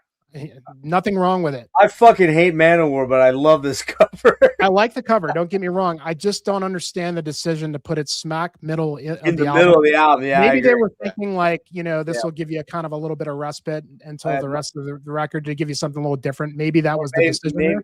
Maybe Boss wanted them to put it in there as a maybe potential song to get on the radio. I don't know. Maybe, yeah. I mean, I'm sure there could. I maybe we'll find out in the liner notes. I feel like I read these because I bought this one a while ago. I can't remember if I read them or not. But so there's my first issue. My second issue is, and you guys are probably going to not like this, but the track Sacrificed. Now it's a good song. Don't get me wrong. I love it. You knew I was. I know you love it. Yeah, I can already tell. I can listen to the fucking thing. But you're right. I know Jeff loves this song. But you're totally right because it doesn't belong on the album. It belongs on a Nightingale album. It doesn't belong there. It's like I'm listening to this killer like progressive death metal, and then I got a Billy Idol track on there. It's not Billy Idol. I'd say Sisters of Mercy or Fields sure. I just keep hearing Billy Idol for some reason. It is Sisters of Mercy, and that totally that even Nephilim a little bit, but yep. And it's a good song. Don't get me wrong. Even though that stuff is not, I dig Fields of the Nephilim. like some Sisters of Mercy. It's not really my bag, but I do appreciate and enjoy some of that stuff. But it's just a weird, like another weird decision to throw that in there, because it was like, okay, we kind of wrote this gothy song that's kind of fun, so there's that. And then there's the track Feeding the Charlatan, which I also like that song, but it's just weird. It's just like it doesn't fit with the rest of the album. And I agree. I feel if it's kind of like this crazy, like aggro, like hardcore shouty kind of. That's my least favorite song on the album by far. Yeah, it's just a weird thing. If they would have eliminated those 3 tracks, and the album would be perfect for me. I see it. I see it. Because every other song on this is pretty much a 10 out of 10. I mean, like, it's some of the best Edge of Sanity stuff.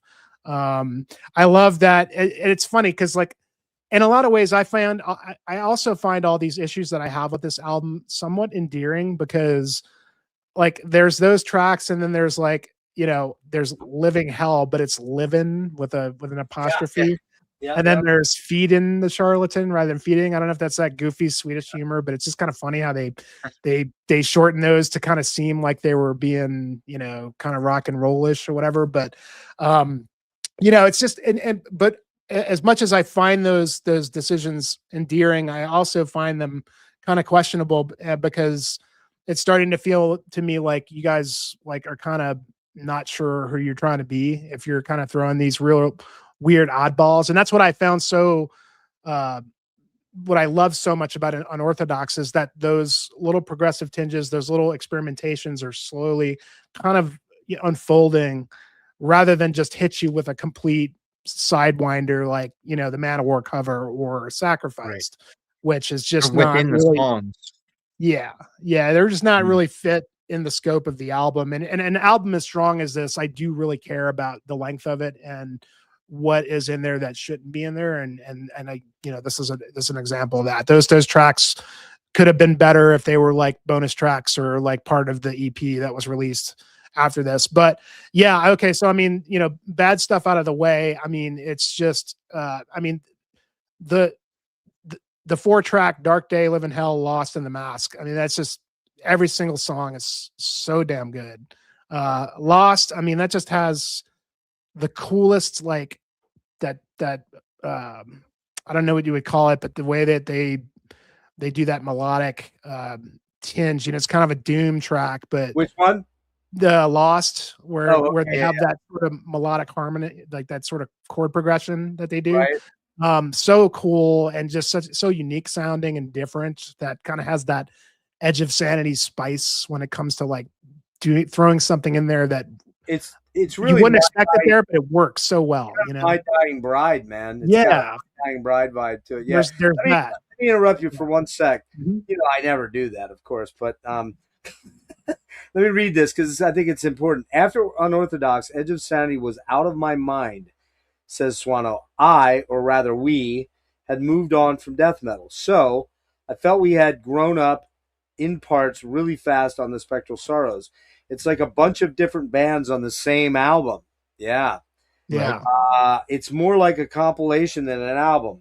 I had no idea what the reactions would be like. I was so afraid of the reviews. I almost feared physical violence from diehard fans. Like, they would say, "What the fuck did you do to the band? How dare you?" Then they'd maybe punch me in the face. Luckily, Spectral Sorrows had the opposite reaction. Instead, we got things like great, diverse. Everyone was super psyched because it was at that point where death metal had started to get old. Dread and I were into grunge, indie rock, shoegaze, almost anything but death metal. In the MTV interview for the Black Mark Headbanger Ball Showcase, I'm wearing a Marillion shirt. Spectral Sorrows was the first album that was made that we made some waves with in Sweden. It's the album I can thank for my current career. There was a real buzz actually about the album. How about that? That's kind of interesting. Yeah, I get it, and that's cool. I mean, like, it's weird that like 93 is a little early for you to say that death metal was done. I think there was a couple more years for that. Well, but it's more so that they were done with it, which is cool. I get they were progressing fast. Right. They were moving to other things, Right. And Dan's a diverse guy, so it's just one of those where he wasn't feeling. It's kind of like the age-old thing with Mike Ockerfeld. Mm-hmm. Oh, Orchard, I'm not feeling that. He made that one comment once about, I'm kind of tired, sick and tired of listening to Morbid Angel, blah blah blah, and then it's, oh, he fucking doesn't like death metal anymore. Now Yeah. he should sing clean. Fuck that guy. You know, that kind of shit, you know? Yeah. But I mean, that said, I mean, it's weird to say that when you have such a strong collection of death metal stuff on here. You know, because some of the best well-written stuff of their, you know, this early Edge of Sanity career. Yeah, but I mean, you know, that first half up through the Mask is every song is a gem. And then after the Man of War cover, it pretty much picks right up where it left off, and it really just kicks throughout it. That Jesus Cries and Across the Fields of Forever is one of the coolest tracks on here. Oh, it's amazing. Really a little bit more experimental and doomy and kind of like just atmospheric, and I love that. On the other side has that ending that they do, that melodic thing that kind of just comes out of left field and almost feels like it shouldn't fit, but it just totally does. I know. Yeah. I know what you're talking about. You know what I'm talking about? Like at the end of that Yeah. song. Yeah. And I think he does a clean vocal on that part. Yeah, man, I love, you know, but that's where it gets weird because you got Sacrifice. Then you go back to the death metal with Waiting to Die. Then you go to the Screamo track with Feeding the Charlottes in. And then the outro track is really killer. It's just so weird. It doesn't seem to me like, yeah, it's just like a weird way to go out, but it works really well. It's and mystical sounding. It's almost pretty in a weird way. Yeah. But it's, yeah, and I love the sound of this album. I mean, the drum sound it took me a little bit to adjust to because the snare drum is just so like flat pumped up. It feels like it's a weird kind of sound to it. Like compared to like, I just felt like the sound of Unorthodox was a little bit better as far as the drums go, but I can't really complain too much. I do have to say, like, I'm just not the guy. Because this was the first reissue, and I just don't like, because I you know, I listened to both the remaster and the remix, and I noticed this with the other ones, and I kind of stopped doing this, and I just don't really notice a whole big difference. I don't either. I don't know if it's because it's my hearing. Everybody hears things differently, and I'm not really an audiophile, and to me, it just kind of sounds pretty similar. They both sound great. I don't really have anything to complain about, but I don't get the reasoning behind doing a remaster if you're going to do a remix as well. Why not just remix and remaster it? Remix it and put it out. Yeah. So, I agree. I think it's weird. I have a pretty good ear. You know, I can really pick out changes in melodies and similar melodies and things like that.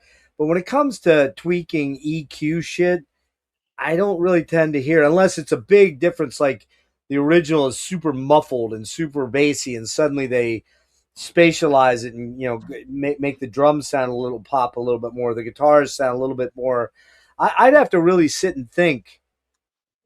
I'd really have to sit and think. Oh, I'll give you a good example. All right, here's a good example of an album that massively sounds different. Rush Vapor Trails. Rush Vapor Trails, when it came out, was brick-walled the fuck.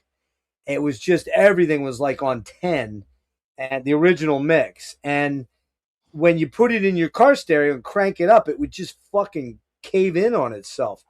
David Bottrell did that remix of it. I think it was called Vapor Trails Remixed or something like that. Totally different sound. Now the guitar solos that were buried in the original mix come out. There were guitar solos in the album, but when you first got it, you didn't hear it. This isn't like that.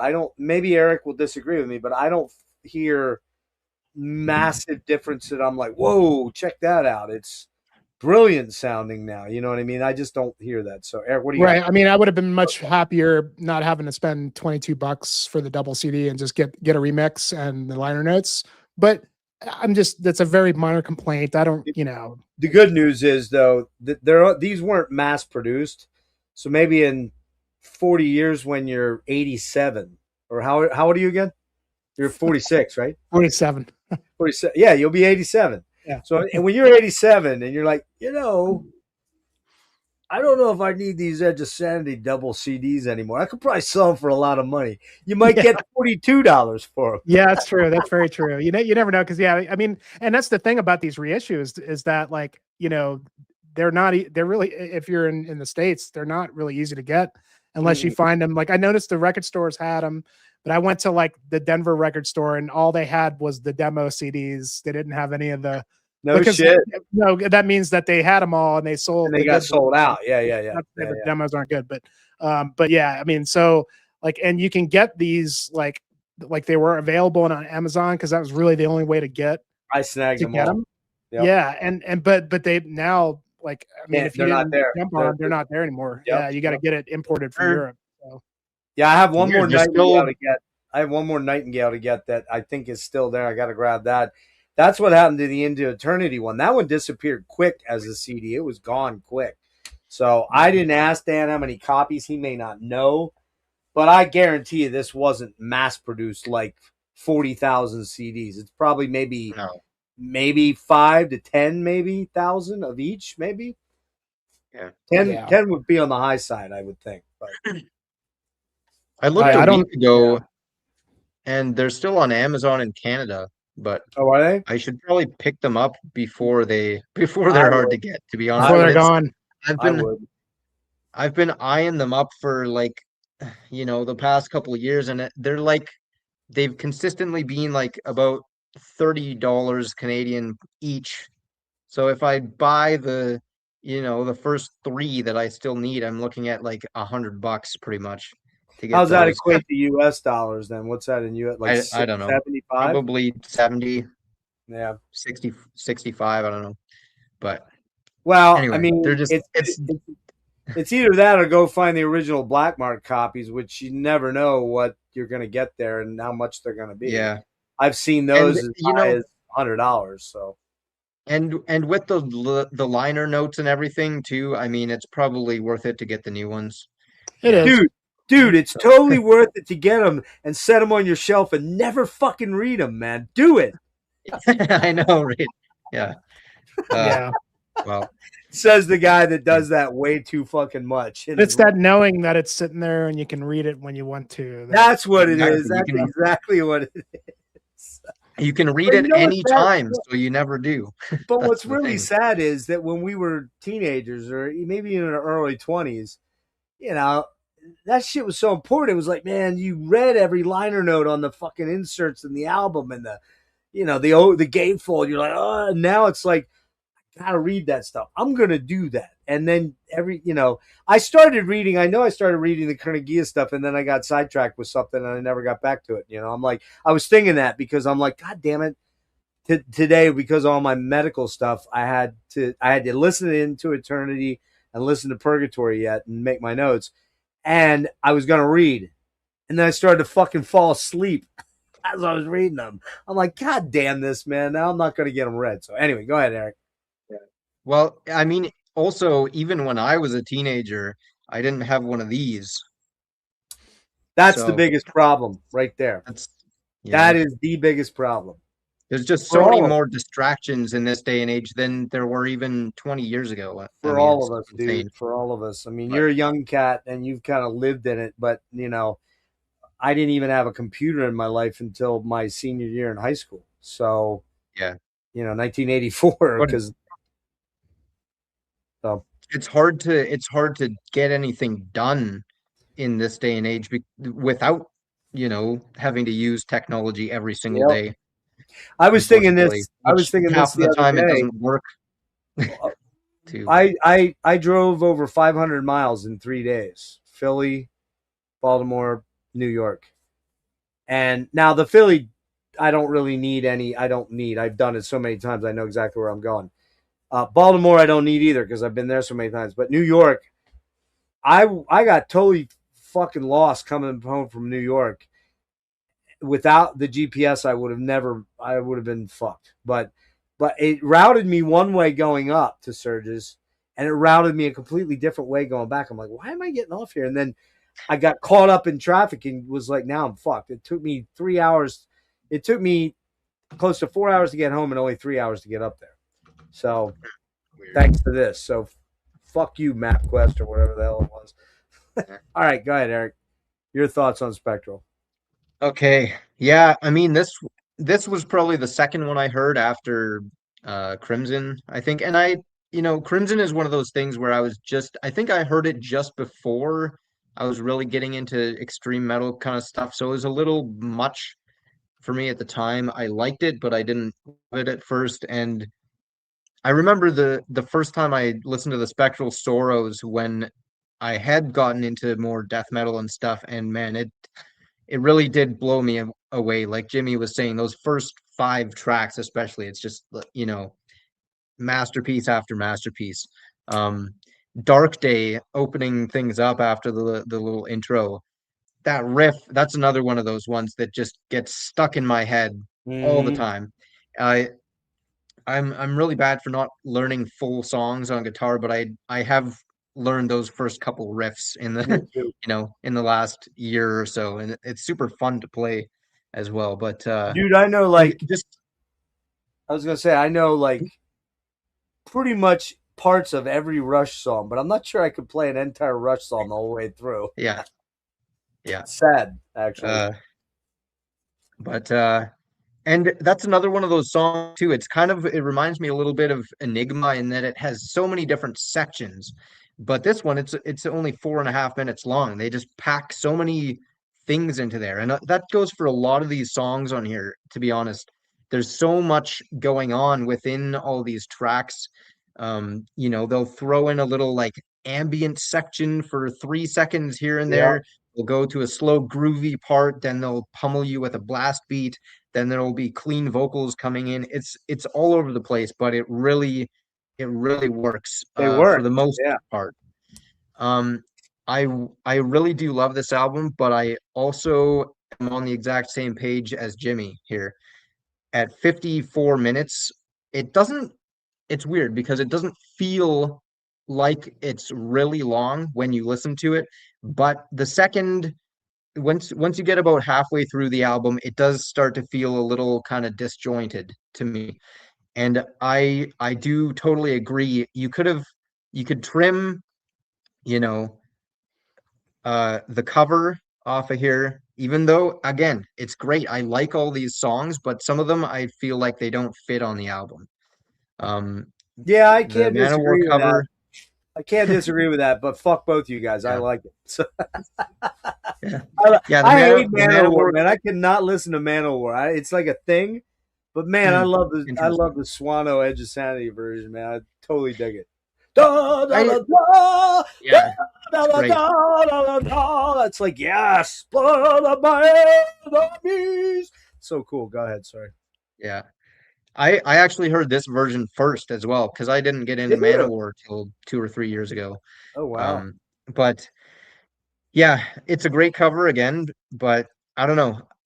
That one and Waiting to Die, I could kind of take or leave. Feed in the Charlatan, I would say take that off. And Sacrifice is another one where I love that song, honestly, but it feels weird on the album. Oh, Maybe I agree. maybe as the last track before the outro, maybe it would work. Yeah. But again, you could trim like three or four of those songs, and you would still have a 40 to 43 minute album, and then you'd end up with like a 20 to 22 minute EP, right? And Right. that would feel a little more cohesive to me. Yeah. But again, like the majority of these tracks are just some of the most adventurous, interesting, and Yeah. memorable death Yeah. metal of the time and of all time, to be completely honest. I mean, it still holds up to this day. I love the production on this album as well. The guitar tone is massive. Yes. Um, I this is another one where I Yeah. actually really prefer the remaster or the original to the remix because Really? it's mostly the snare tone. I'm a sucker for that old school kind of not quite pingy snare, but like he's got a nice high tuned Snap. snare that really cuts Snap. through the mix. And Yeah. Snap. on the remix of this, it's just kind of flat He for me toned it anyway. down. Yeah. You're And right I about was that, doing some actually. Yeah. back and forth A/B kind of stuff with the different versions of some of these uh, earlier this week and even today. And some of them, unorthodox, I didn't hear a whole lot of difference between, I didn't hear as much difference.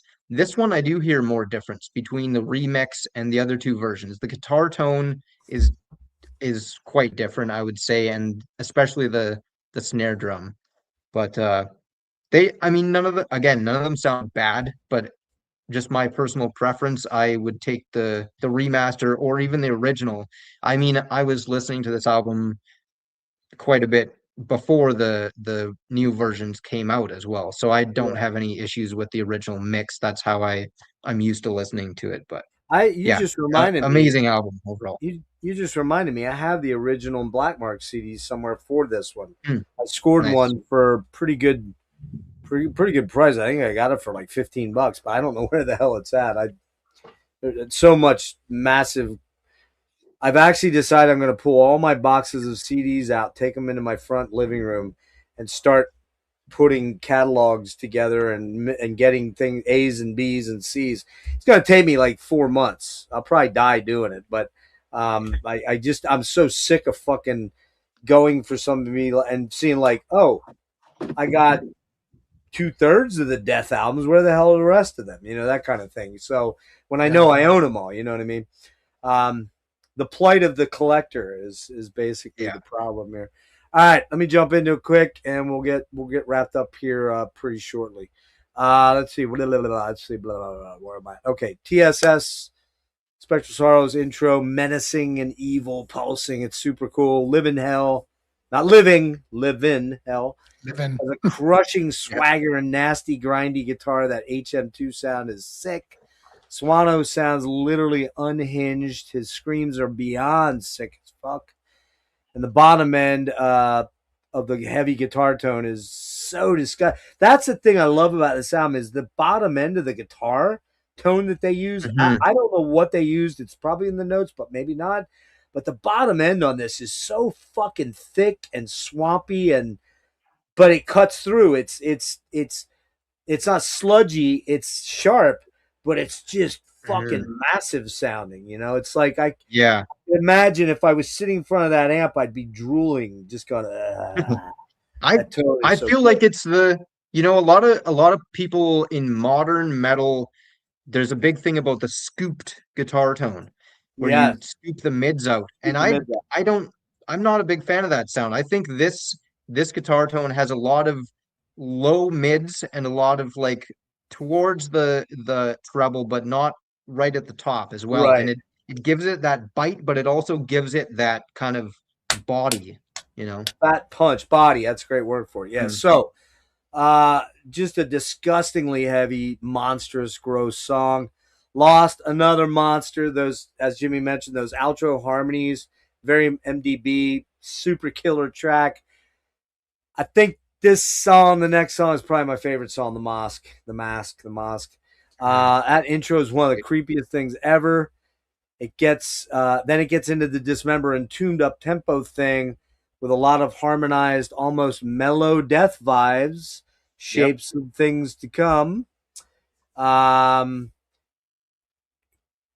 Killer track, the breakdown with the spoken word part, the synth, super cool too. I just love that track.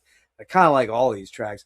Blood of My Enemies, fuck you guys. I love that song. I don't care if you don't like it. No, you like it. You don't even like Manowar, but you like that song. But here's the thing. I can enjoy one Manowar song on a fucking Edge of Sanity album. There you go. Yeah, maybe it should have been at the end. I agree. I kept thinking that this was a Bathory cover for a while because, Manowar gets a lot. I mean, it's a Manowar song that sounds very much like Bathory. Yeah, it does. And I'm not like a huge Manowar fan. I like some stuff, but like I just kept thinking I kept incorrectly referring it to it as a Bathory cover, and I'm like, oh shit. No, that makes sense. That makes total sense. Yeah. Because I actually, when I listened to it, I was like, sounds like a fucking power metal song, but it's got that swagger of a power metal song, but it's got that epic Viking sort of vibe to it. And I was thinking it was Bathory too. I had to look it up the first time I heard it a couple years ago. I'm like, oh shit, that's why it sounds that way. It's and I'm probably being unfair to Manowar. I think my problem with Manowar is too much baby oil, man. Just too much baby oil for me. Like if they tone down the baby oil and the loincloths a little bit, I'd probably be cool with them. But I don't know, man. Maybe they make me question my sexuality. Maybe that's what it is. I just don't know. That's it right there. I'm scared to become a Manowar fan because I might have to. I was thinking Conan. You're talking baby oil. Come out of the closet, man. All right, but fuck it. Blood of My Enemies fucking rules. All right. Jesus Christ. That part where he's like that, my God. Yeah, it's so killer. What have you forsaken me? Another fucking huge banger. Super melodic, up tempo, but even proggy at times. In the breakdown, just another gem. Then that part where then he does that Jesus Christ. That breakdown section where he does the Jesus Christ, why have you forsaken me? Super killer. And pretty aggro-y, pretty fucking like I get the feeling Dan's not much of a church guy. I just don't think he is, but I could be wrong. Who knows? The other part I love about that song, Jesus Christ, is the weird breakdown where the guitars are out of tune. I mean, they're literally playing notes that are kind of dissonant and out of tune to each other. Not in the dissonance like Gorguts, it's more of a minor, a major key type thing. It sounds like, and it's weird because it really works. It actually really works. The closing section, right, where it gets really slow and with those weird high-pitched vocals too. Yeah, I said breakdown, but it's at the end. You're right. It's at the end of the thing. Yeah, really weird, interesting section. And then you're hearing all the screaming where they're recreating the crucifixion, that nailing the feet and hands to the cross, and it's weird, but it's fucking like epic as hell, man. It's like kind of really pretty satanic, man. It's pretty blasphemous, which is pretty badass for a bunch of Swedish nerd teenagers from the suburbs, basically. Great track. Across the Fields of Forever, much more sophisticated style of writing, and that's what we're seeing on these songs. They're way more sophisticated. Eric, I think you pointed out that a lot of these songs they put a lot of different things together that maybe you wouldn't think would work, but they do work, It shows how the writing has evolved each album, and a track like this with multiple dynamics is the result.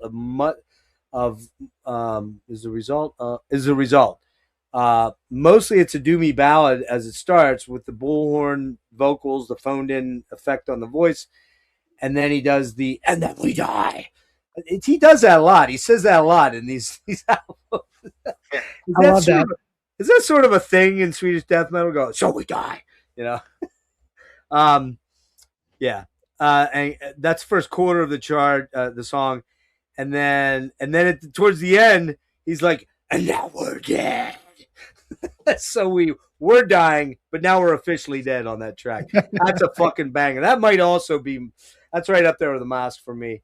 On the other side, another proggy death metal rager, the guitars and synths in tandem, then that staccato riff section with one of Swano's most unholy gargle deep growls.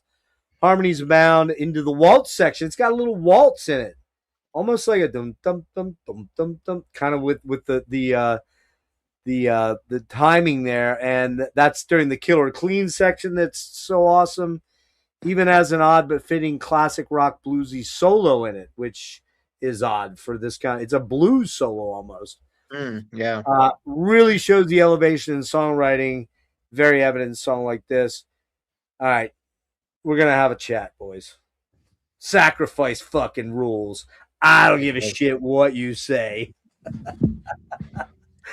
But I think you're both right. It doesn't belong on the album. It belongs on a Nightingale album or on I was gonna say maybe Moon Tower, but I don't want to fuck with Moon Tower. It's perfect. Or on the Until Eternity Ends EP. It would really work on there because we're gonna talk about that next. Okay.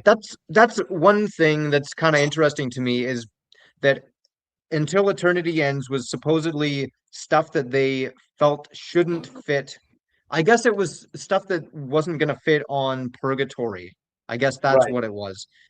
But there's stuff on Spectral that doesn't fit as well. Yeah, I guess that's where my kind of issue is. But anyway. I love that song. Almost traditional power metal intro section, very melodic. Synths that are reminiscent of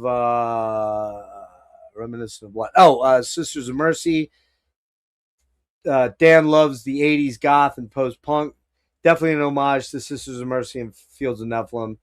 But I think it would have been better on a Nightingale album. But I fucking love that song. Or Eternity, too. Waiting to Die, sick opening. Holy fuck, that swirling, twisting riff is so dank. Do the kids say dank still? Is that still a word with kids? Dank and fucked up and I don't know heavy. what the kids say these That's right, days. you're not a kid anymore. And then into this more standard Entomb section, super catchy chorus on that one. Feeding the Charlatan. I gotta agree with you guys. It's my least favorite song on the album, and I don't really enjoy that one. It's the only song that kind of takes me out of it. And then we get a Serenade for the Dead, which is fucking massively killer. Love the really cool synthy outro. It's very proggy and pretty mystical. I'm gonna blow my ratings as I did just a minute ago. This is my favorite End of Sanity album, Edge of Sanity album. I'm gonna, despite the two criticisms that Jimmy had that are legit, I love this album. I'm giving it a 9.5 out of 10. So it's just a killer album.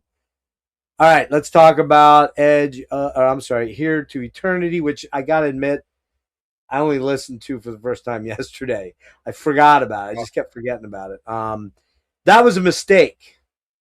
That was really a mistake.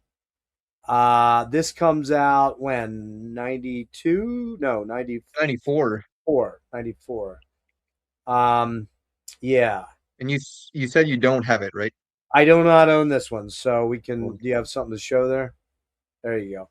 It's blue. That looks kind of green on your thing, but it's kind of a It is blue. royal blue. Yeah, it comes out in 94. 4 songs, only 12 minutes, 24 seconds long. That's why I don't want to spend. I've seen it on eBay and other places, or I think it's even on Amazon on vinyl, but they want $27 for it, man. It's like, fuck, come on, man. Like, make it $12 or $14. That's not cool. They won't do that with vinyl though, unfortunately. Yeah, I'll jump in on this one quick. And that first track, Until Eternity Ends, sick. What a sick ass track, man. Don singing in a filtered, manipulated vocal track, and then cleans and death growls. But this one has a ton of melody and almost a traditional metal vibe to it. It's almost like a traditional metal song. The up-tempo sections are some of the best they've done. Again, this maybe could almost fit on a Nightingale album, or maybe could have fit on the Moon Tower album. Or any, like, what was that, Unicorn or something? It might have been who knows where he had it laying around. I am getting Dan back on, by the way. We're going to dig into Nightingale pretty deeply, but at some point, but probably not till after summer. Eternal Eclipse, another killer riffy banger, man. Holy shit. Very proggy, very traditional metal. It does have it's a traditional metal track dressed up as a death metal song, and it has a super killer chorus. But goddamn, man, I think Bleed might be the best track on here. This fucking song just rips ass. So slamming, I could headbang myself into a coma on this song. It's got a punky sort of vibe to it, but so sick and heavy. I hear a lot of people talking about saying that this sort of sounds like Pantera. I don't know. I didn't really hear that, but I think this song rips ass. I love this song. And then, like Dan does, he just does amazing covers, like the Melissa cover, which is amazing on Moon Tower, and the Lucretia My Reflection Sisters cover, which is amazing. They do one of my favorite Police songs, and I'm a big Police guy. I fucking love the Police, man. That was my era of music. And believe it or not, this is probably off my favorite Police album, Ghost in the Machine. I fucking love Invisible Sun, and this song, the way they do it, is sick. Oh, it's so good, man. Super atmospheric, heavy as hell, though. Man, like, God, so good. So I'm going to give this a 9 out of 10 for this EP, man. I mean, it is just short, sweet, but super sick. What do you got, Jimmy? Yeah, I made the same mistake as you, and I completely forgot about this. So I listened to it once this morning. Mm-hmm. And I felt like I just didn't have the time I needed to spend with it. And Okay. it probably wouldn't end up being my favorite thing. Like Bleed was the one track that really stood out the most to me. Right. And I really do like the Police cover too. That's really well done. I'm not even really a huge Police fan, but I do like, I think you're right. I like the way that Swano interprets other bands. I think he just does it in his own way, and he stays pretty true to the originals, but he does something extra to every does something song extra. Yeah, yeah. And he always just unmistakably sounds like himself. Yep. That if you didn't know, you could almost like pass it for, like you wouldn't, if you don't know the song, you could have easily just thought this was the experimental track that they did. But yeah. I didn't gravitate as hard toward the first two tracks until Eternity Ends and Eternal Eclipse. But and I think that's probably because like the more gothic side of the band is kind of coming out, which isn't really my thing. But I feel like I need to spend a little more time with it. I wish I would not have forgotten it, because it's interesting enough of an EP to be talked about. Yeah, absolutely.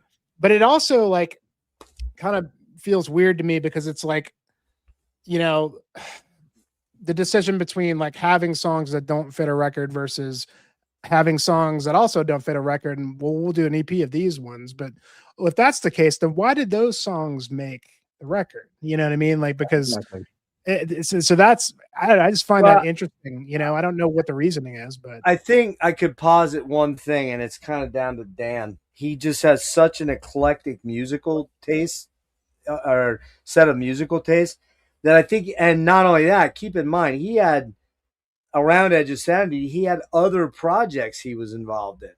The guy was, doing, I don't know how many, but multiples. And he never seemed to be completely like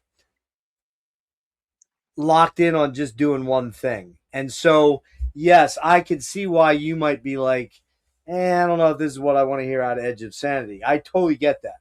And I really think that like all these songs probably would have been better off in Nightingale, quite frankly.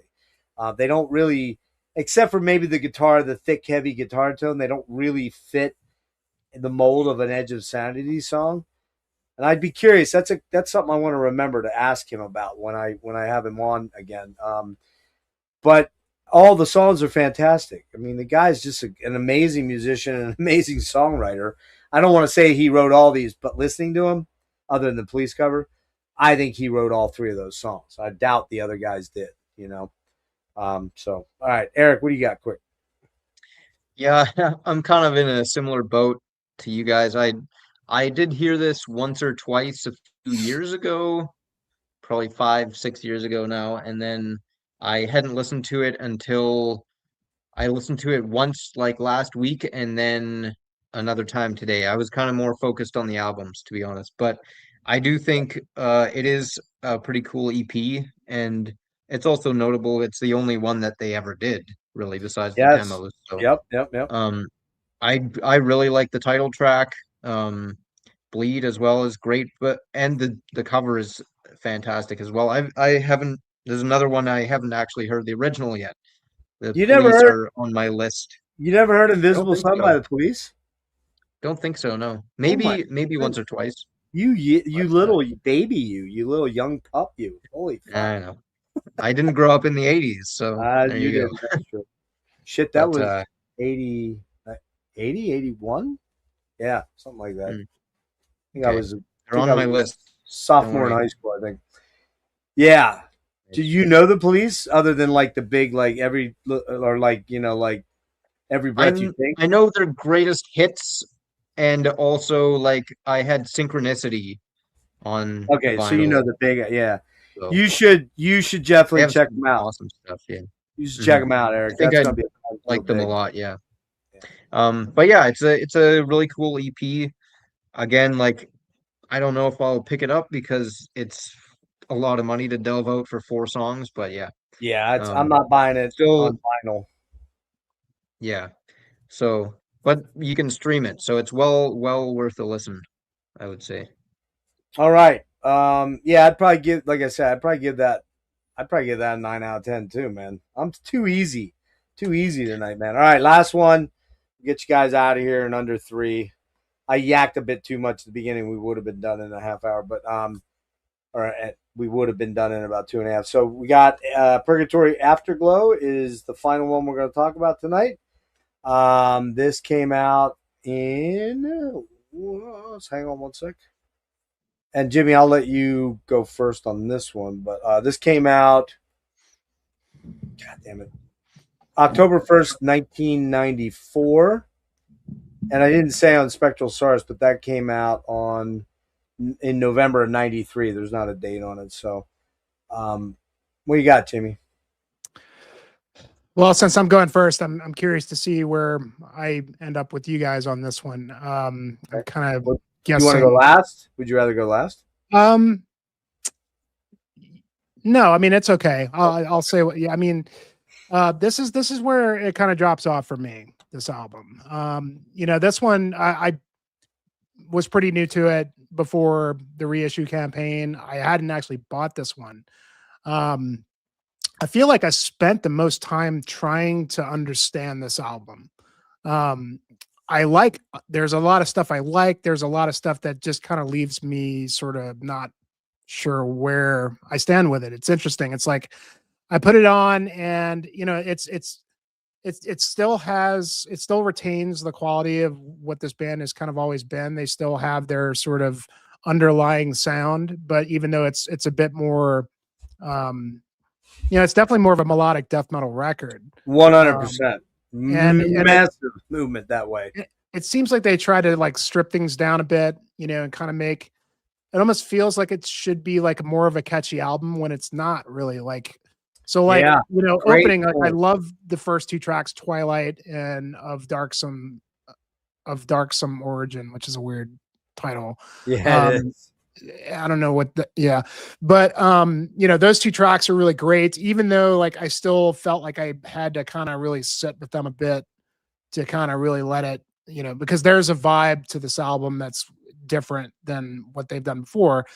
But I think the biggest issue I have with this album is it kind of feels like it doesn't know what it wants to be. Yeah, I agree. And I think that's why it kind of makes me confused by the end of it. Like, so, because like I really like Twilight, I really like Of Darksome Origin, I really like Elegy, and the rest of it is just kind of like I listen to it over and over again, and I just don't really remember anything, or I don't really remember anything that really like stood out as much as like previous records. I mean, obviously there's the trademark, goth song, The Black Tears, which is a good track again, just not like, it's kind of like we had another goth track, so let's put that in there. Yeah. It's almost like, and I think what I read about this album is they had a lot of different stuff and they didn't want to put it out. I think they wanted to do like a series of EPs or something like that, and the label wanted another full length, so they just put it out as a full length. And I think maybe that's why everything just kind of feels like disjointed. But it just, but overall, I don't know. It just kind of it's like it feels like it wants to be more simplistic than it is, but it still retains kind of the interesting, like, weird approach that they're getting with their songwriting, that it just kind of, again, it just leaves me confused every time I listen to it. So not a bad album at all. I mean, I still there's a lot to love in here. But there's a lot that it just, especially by the end of it, past Elegy, like Velvet Dreams, I feel like I really should love that one. But it's a long track and it kind of just loses me at some point. And then the rest of it kind of just falls off a bit.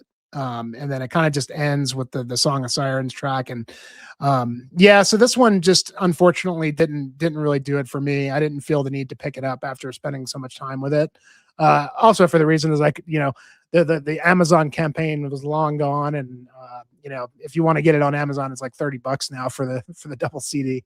So really? I don't know that I need to do that. Cause you got to get it imported from Europe. At least on Amazon. I'm sure there might be some other places to get it. Pretty sure I went on the metal detector and I couldn't find it anywhere, at least in the States. So I think that's another quality about these reissues is that, as you were talking about before, is that I don't know that they're planning on keeping these readily available. They did however many pressings even on the CDs, and that's it.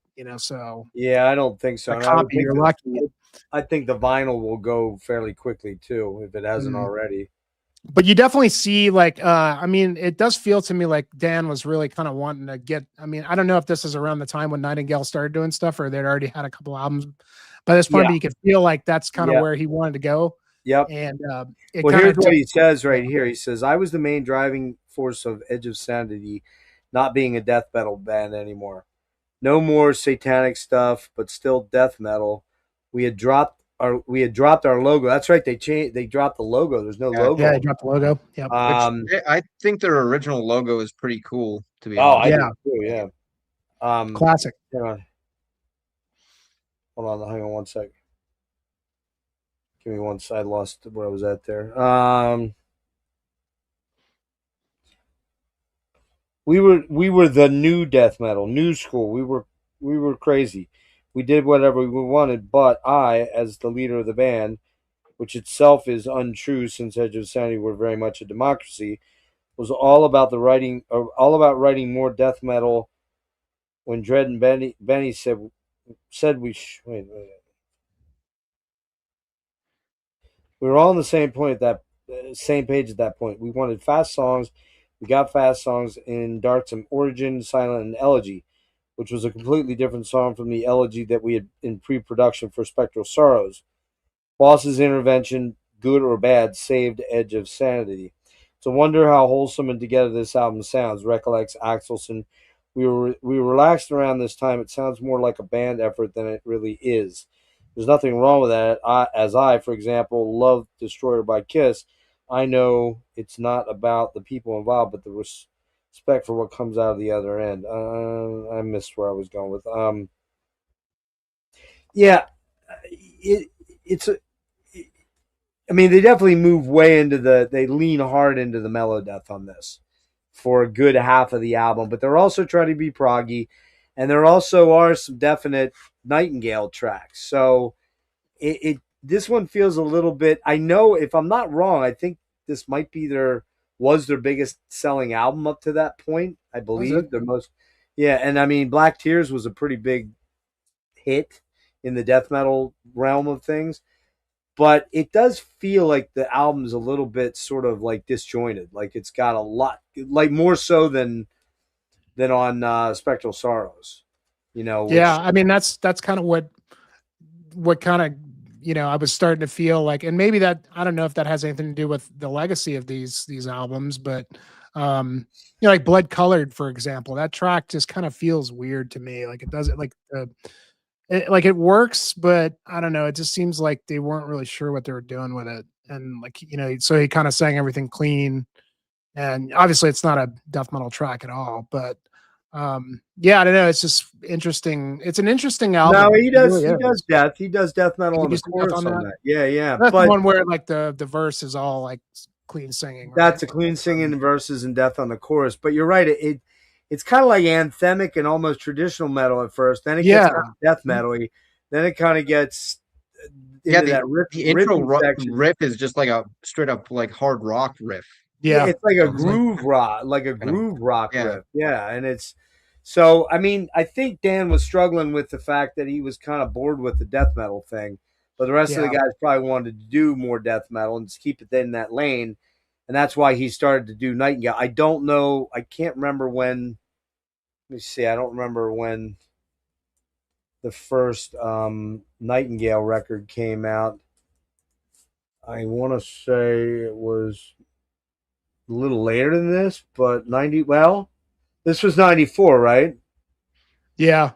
So it was The Breathing Shadow was 95. So he was absolutely being affected by the fact that he was writing songs for Nightingale. And that first Nightingale album is super gothy and super dark and Sisters of Mercy and very synthy and very lots of delay and echo and dread, So yeah, go ahead, Jimmy. I'll let you finish. I just wanted to interject some of that stuff there. Yeah, I mean, I think that that's pretty much. Yeah, I think that's pretty much it. I mean, it just felt like I don't know. I mean, it makes sense what happened here. It's still, I find it to be an interesting album and an interesting listen. But it just, at this point, it feels like they were all compromising on the things they wanted to do with the band, and agreeable to like add all these different elements into, you know, what kind of just is more of a collection of songs rather than a cohesive album. And I think they've kind of suffered from that, you know, a little bit from the last album, you know, but even though Spectral Sorrows is, you know, much, much better than this. I agree. Yeah. But Eric, what do you got?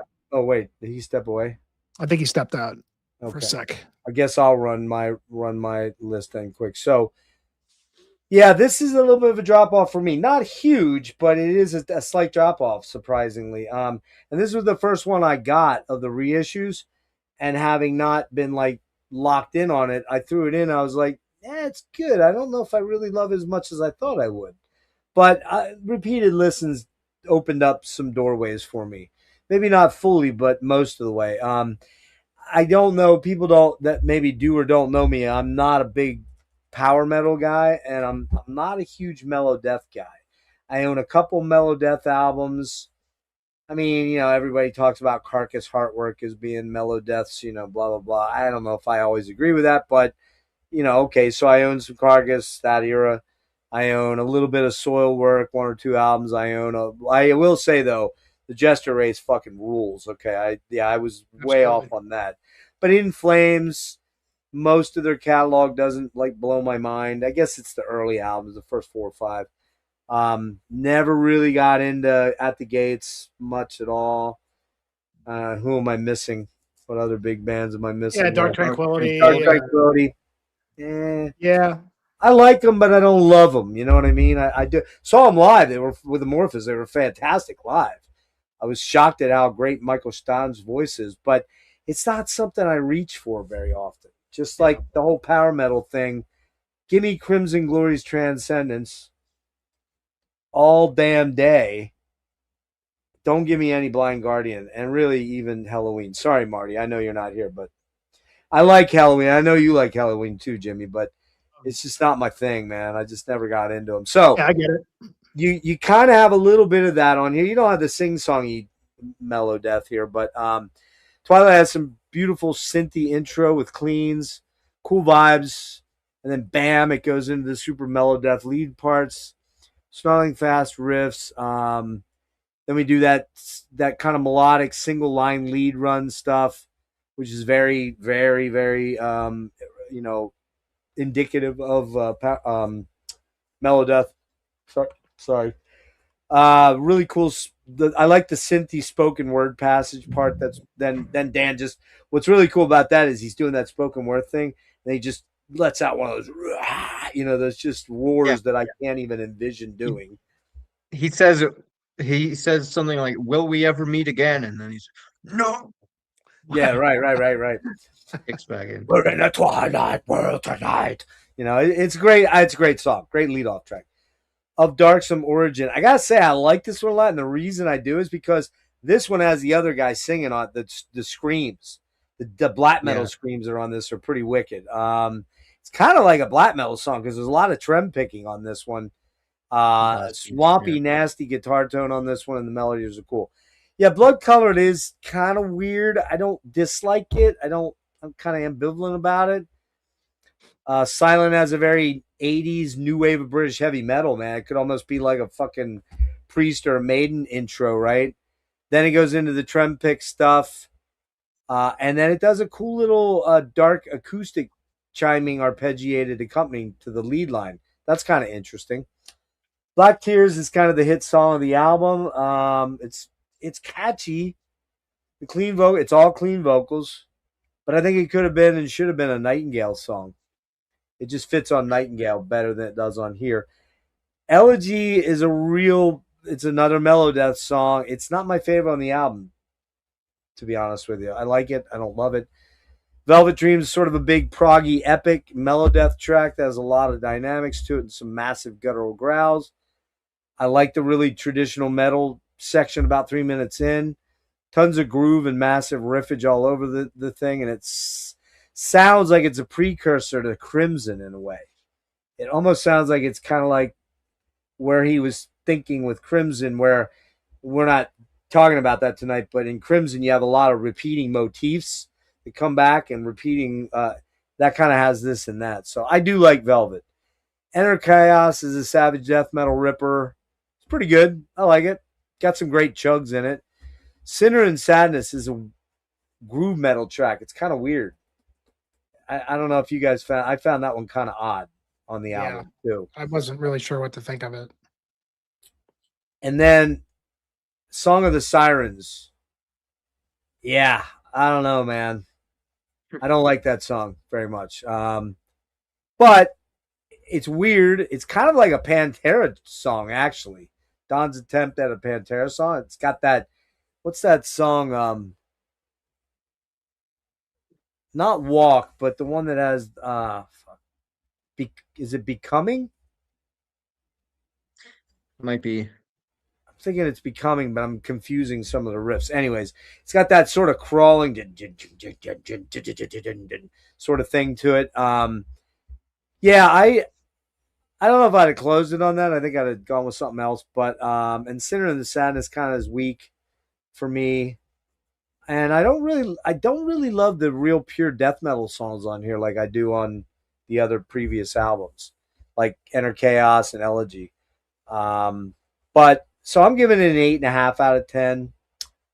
It doesn't have the weirdness the Spectral has, and it's a bit too mellow death for me in a weird way. So yeah, 8.5 out of 10. Erik, take us home. He loves I this guess I'm a album. little higher on this one than you guys are, but I think it must just be like it hit me at the right time kind of Probably. thing. As I said, like especially the Spectral Sorrows, Purgatory Afterglow, and Crimson all kind of were there for me when I was getting into extreme metal to begin with. And I think the fact that a lot of this album is very melodic kind of helped ease me in to, before I got into the more brutal stuff. And I guess that's part of why. I mean, I've been listening to these songs for 10 years now, and Okay. I really enjoyed them, most of them to begin with. Like Twilight, I that's another one where man, they really have great openers. I'll say that on Oh all yeah. these albums. Like the Yep. openers on all of them are some of the best tracks on the albums for me anyway. Um that one's like again super proggy kind of, and especially the huge like synth pads in the beginning with the clean vocals and everything. Like you were saying, the spoken word section, but I love that first riff is just super melodic, and then it comes in with that crushing like kind of thrashy one. Yep. The Um, thrashy sort of awesome bit. Yep. song. Yep. Yeah. Of Darksome Origin, like you were saying, yeah, almost black metal in spots, but still quite melodic as well, memorable. I actually really like Blood Colored. I don't know, it is a weird song, but like that's another one that kind of, for whatever reason, when I first heard it, it worked for me. And I could say that same thing about a lot of these songs. I really like Black Tears as well.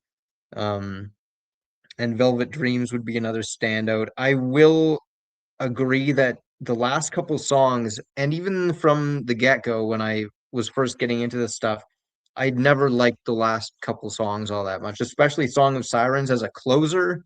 It's like when you start with Twilight and you end with Song of Sirens, it's just like it just doesn't it feels weird to me. It feels anticlimactic. It's like you start with the best song and end with the least good song. It's not a great way to structure an album, in my opinion. You should like you could, I think a better way, if you want to use all these same songs, put one of the other better tracks as the closer, in my opinion. And this is also an album where, like I was saying with the Spectral Sorrows, like you could trim 3 or 4 songs off of that and you still have a 43-minute album. With this one, it's only 44 to begin with. So if I take off the couple songs that I'm not crazy about, it's a pretty short album. I mean, still close to 40 minutes, I guess. So there's still a lot of stuff I really do love on this album, but I do feel like it drops off towards the end. Oh yeah.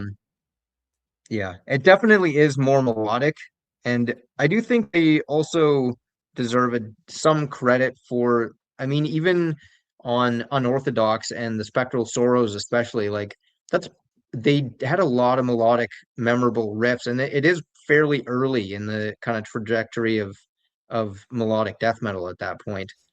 But yeah, I I had I've never like thought about this album as much as I just have in the last 10-15 minutes listening to you guys talk about it.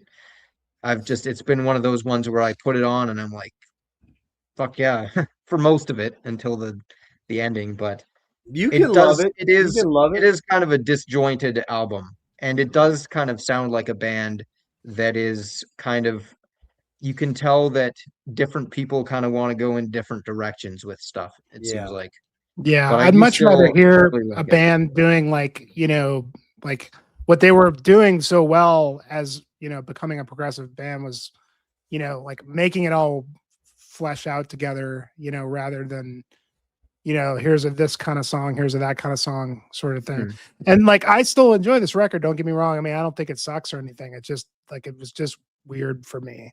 And even like talking about it being a melodic death metal record, it doesn't sound like a Dark Tranquility album or a In Flames album or anything like that. I think it just has that sort of, maybe that it's just very melodic and it's got death metal, it's like it doesn't fit the Gothenburg, kind of template or anything like that.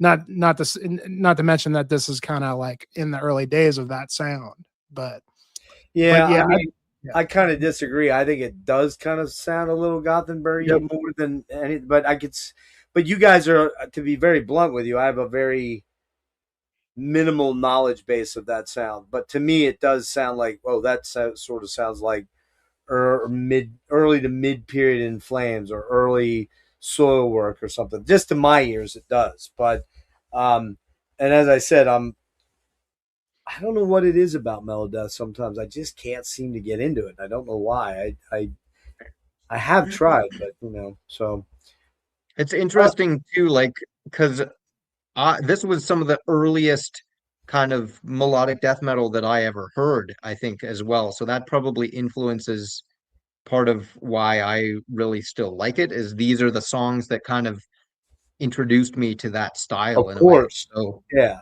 you can't sure. ever escape that, man. When some of the first stuff you hear, you're like, oh well, because it just is what it is. I mean, my two favorite albums, I already told you, the Spectral is the next one. You're not going to be shocked by, but we're going to talk about it next time. Speaking of next time, Jimmy, did you say you're not working on any current videos or anything like that? No, not really. I've just got some review stuff I'm getting ready for Metallurgy, but for my channel, nothing planned at the moment. But hopefully Okay. have something a little later in the summer. But And you yeah, I mean, passed 1,000 subs. Where are you at now? yeah, it's like 1,040 something like Okay. that. So yeah, Cool. Mhm. Erik, you got anything going on? You said you were going to start maybe doing reviews on Instagram. You just haven't gotten. Yeah. I I don't know if I said reviews. Did I? No, I thought you said on I don't know. Instagram you might do reviews. Maybe I missed or posting I don't know. I don't remember stuff. saying that, but Well, yeah, I don't know. I've just it was hmm? in the chat for last night for Marty's thing. I thought you said that when Peter started Oh, talking about doing that. I said maybe I'll post stuff on Instagram instead of, Oh, my I mean, bad. it seems if I'm gonna, I don't know. I just I've been too busy with other stuff, and I don't know. Late last year I was doing a video every week on YouTube, and I just couldn't keep up with that kind of schedule I set for myself, and I kind of just Yeah. got burnt out and then been too busy, and I haven't done anything since then. So I don't know, kind of slacking, but we'll see how it goes. Wade, I'm gonna tentatively say about the week of the 22nd. We'll try to about a month. That gives us, ample time to read the liner notes maybe on the next batch. I'm talking mainly to me since this is all my sort of, manipulation here. But let's hope Jimmy and Erik and I'll talk and we'll figure out if there's something. But I would think third the latter half of June, probably, or early July, one or the other. So, because I do have some concerts and things at the end of the month. July's looking fairly open for me until the third or fourth week, in which I'm hoping to pull something together to do Fire in the Mountains. If I could do that, holy fuck. It might kill me, quite frankly. You might read about YouTuber dies at Fire in the Mountains or something like that, but let's hope not. But couple of quick show notes. Thursday, noon, Joseph Thal from Tribulation, Enforcer, Black Trip. I'm missing one other one. A Tyran. We're gonna redo that interview because it was all fucked up. Kind of. I left it up, but it was just not very good. We were having issues, so we're gonna do that on Thursday. On Saturday, the 30th, Steve Jansen from Crypt Sermon is joining me. He and I are going to tear into the entire catalog of Nevermore. Cool. And do some Warrell Dane stuff. I got a lot of listening to do, especially the early stuff. I know the later stuff pretty much by heart. Although I don't know the last album. I never listened to the last album. I don't know it at all. Have everything else. Yeah, that's when Warrell was in, there was a lot of turmoil and Warrell was not well. I'm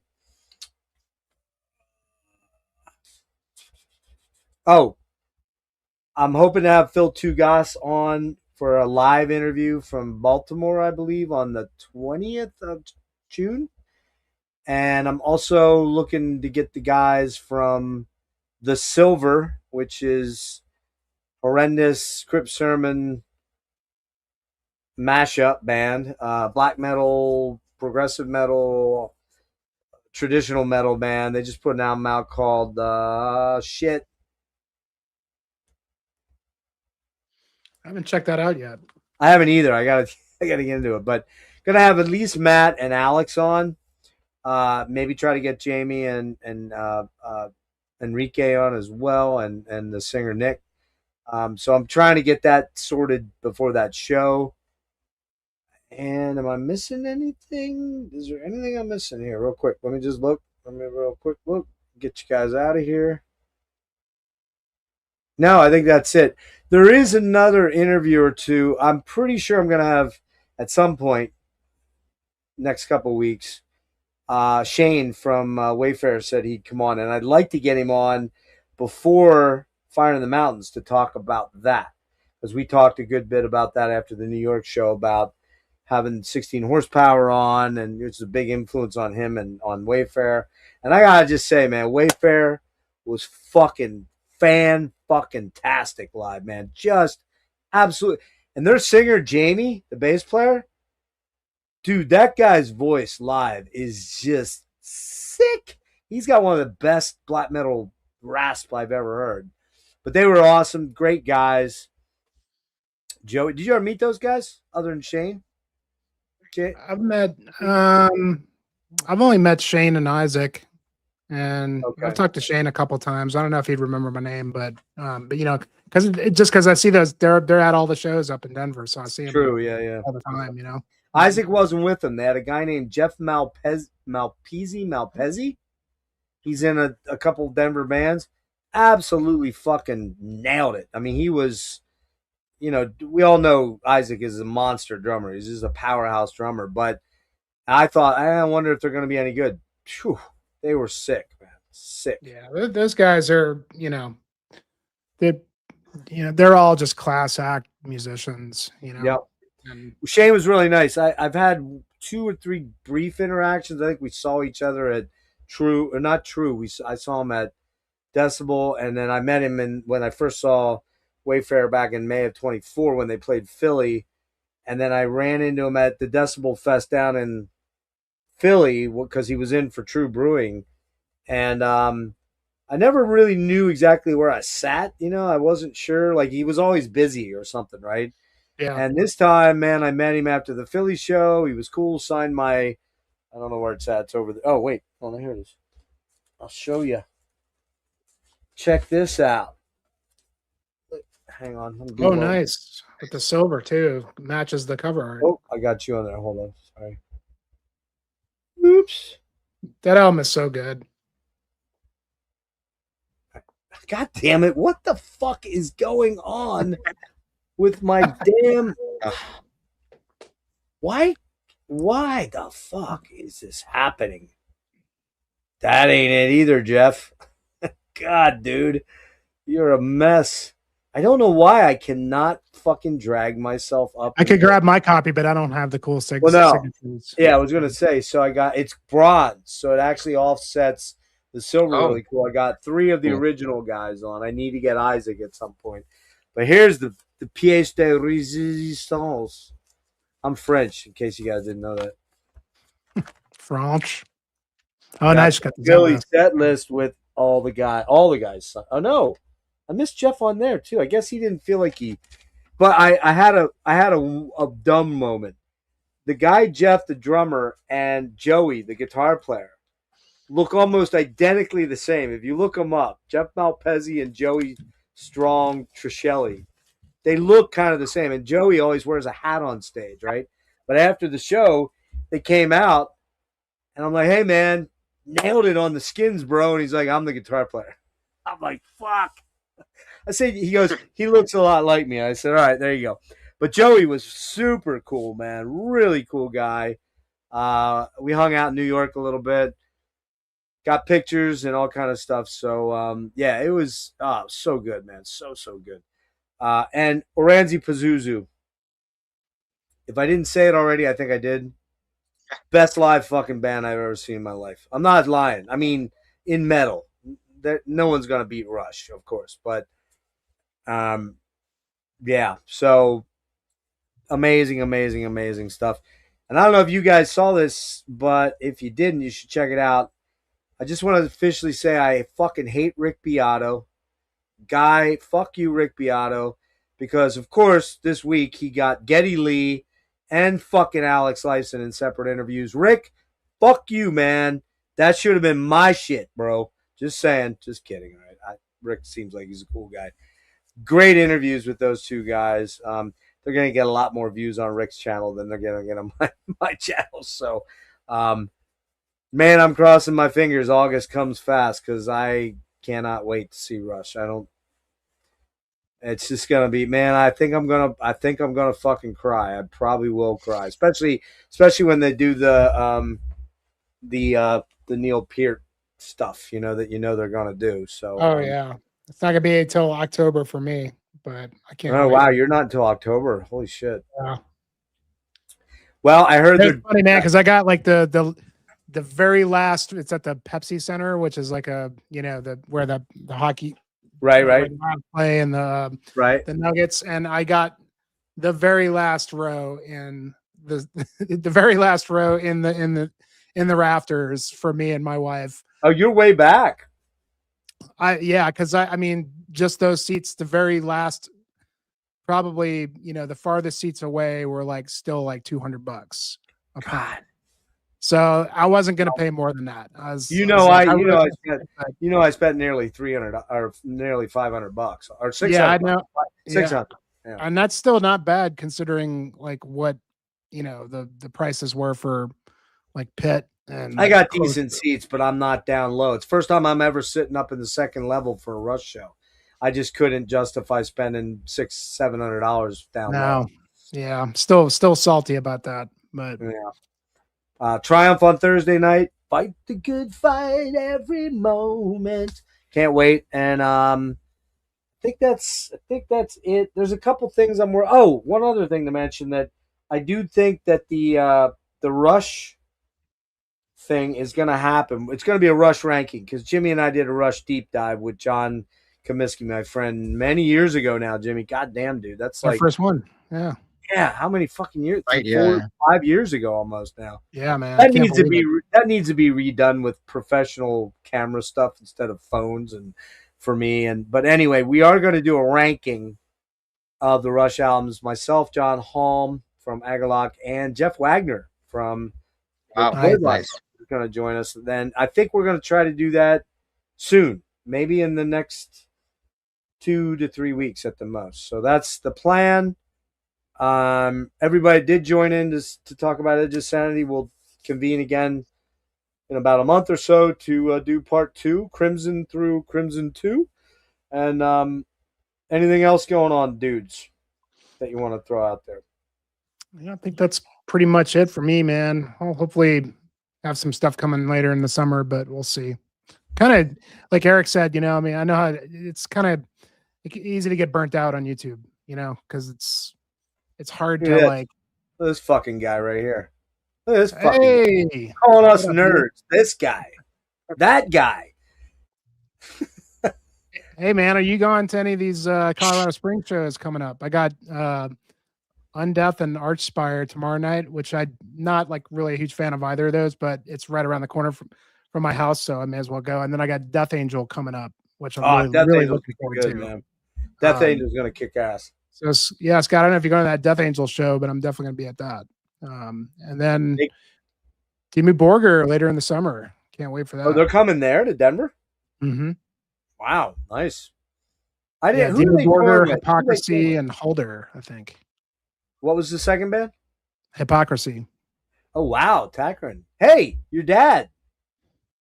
Erik, your dad's going to be there on tour. It's not quite. Yeah, you're not quite up to Peter Takrin's level, but no. One of these days, pup, you'll get there. You'll get there. All right, I guess we'll wrap it up here. Appreciate everybody being here, guys. Hang on one sec, and check out. There was one other thing I wanted to say. Damn it! Check out Edge of Sanity.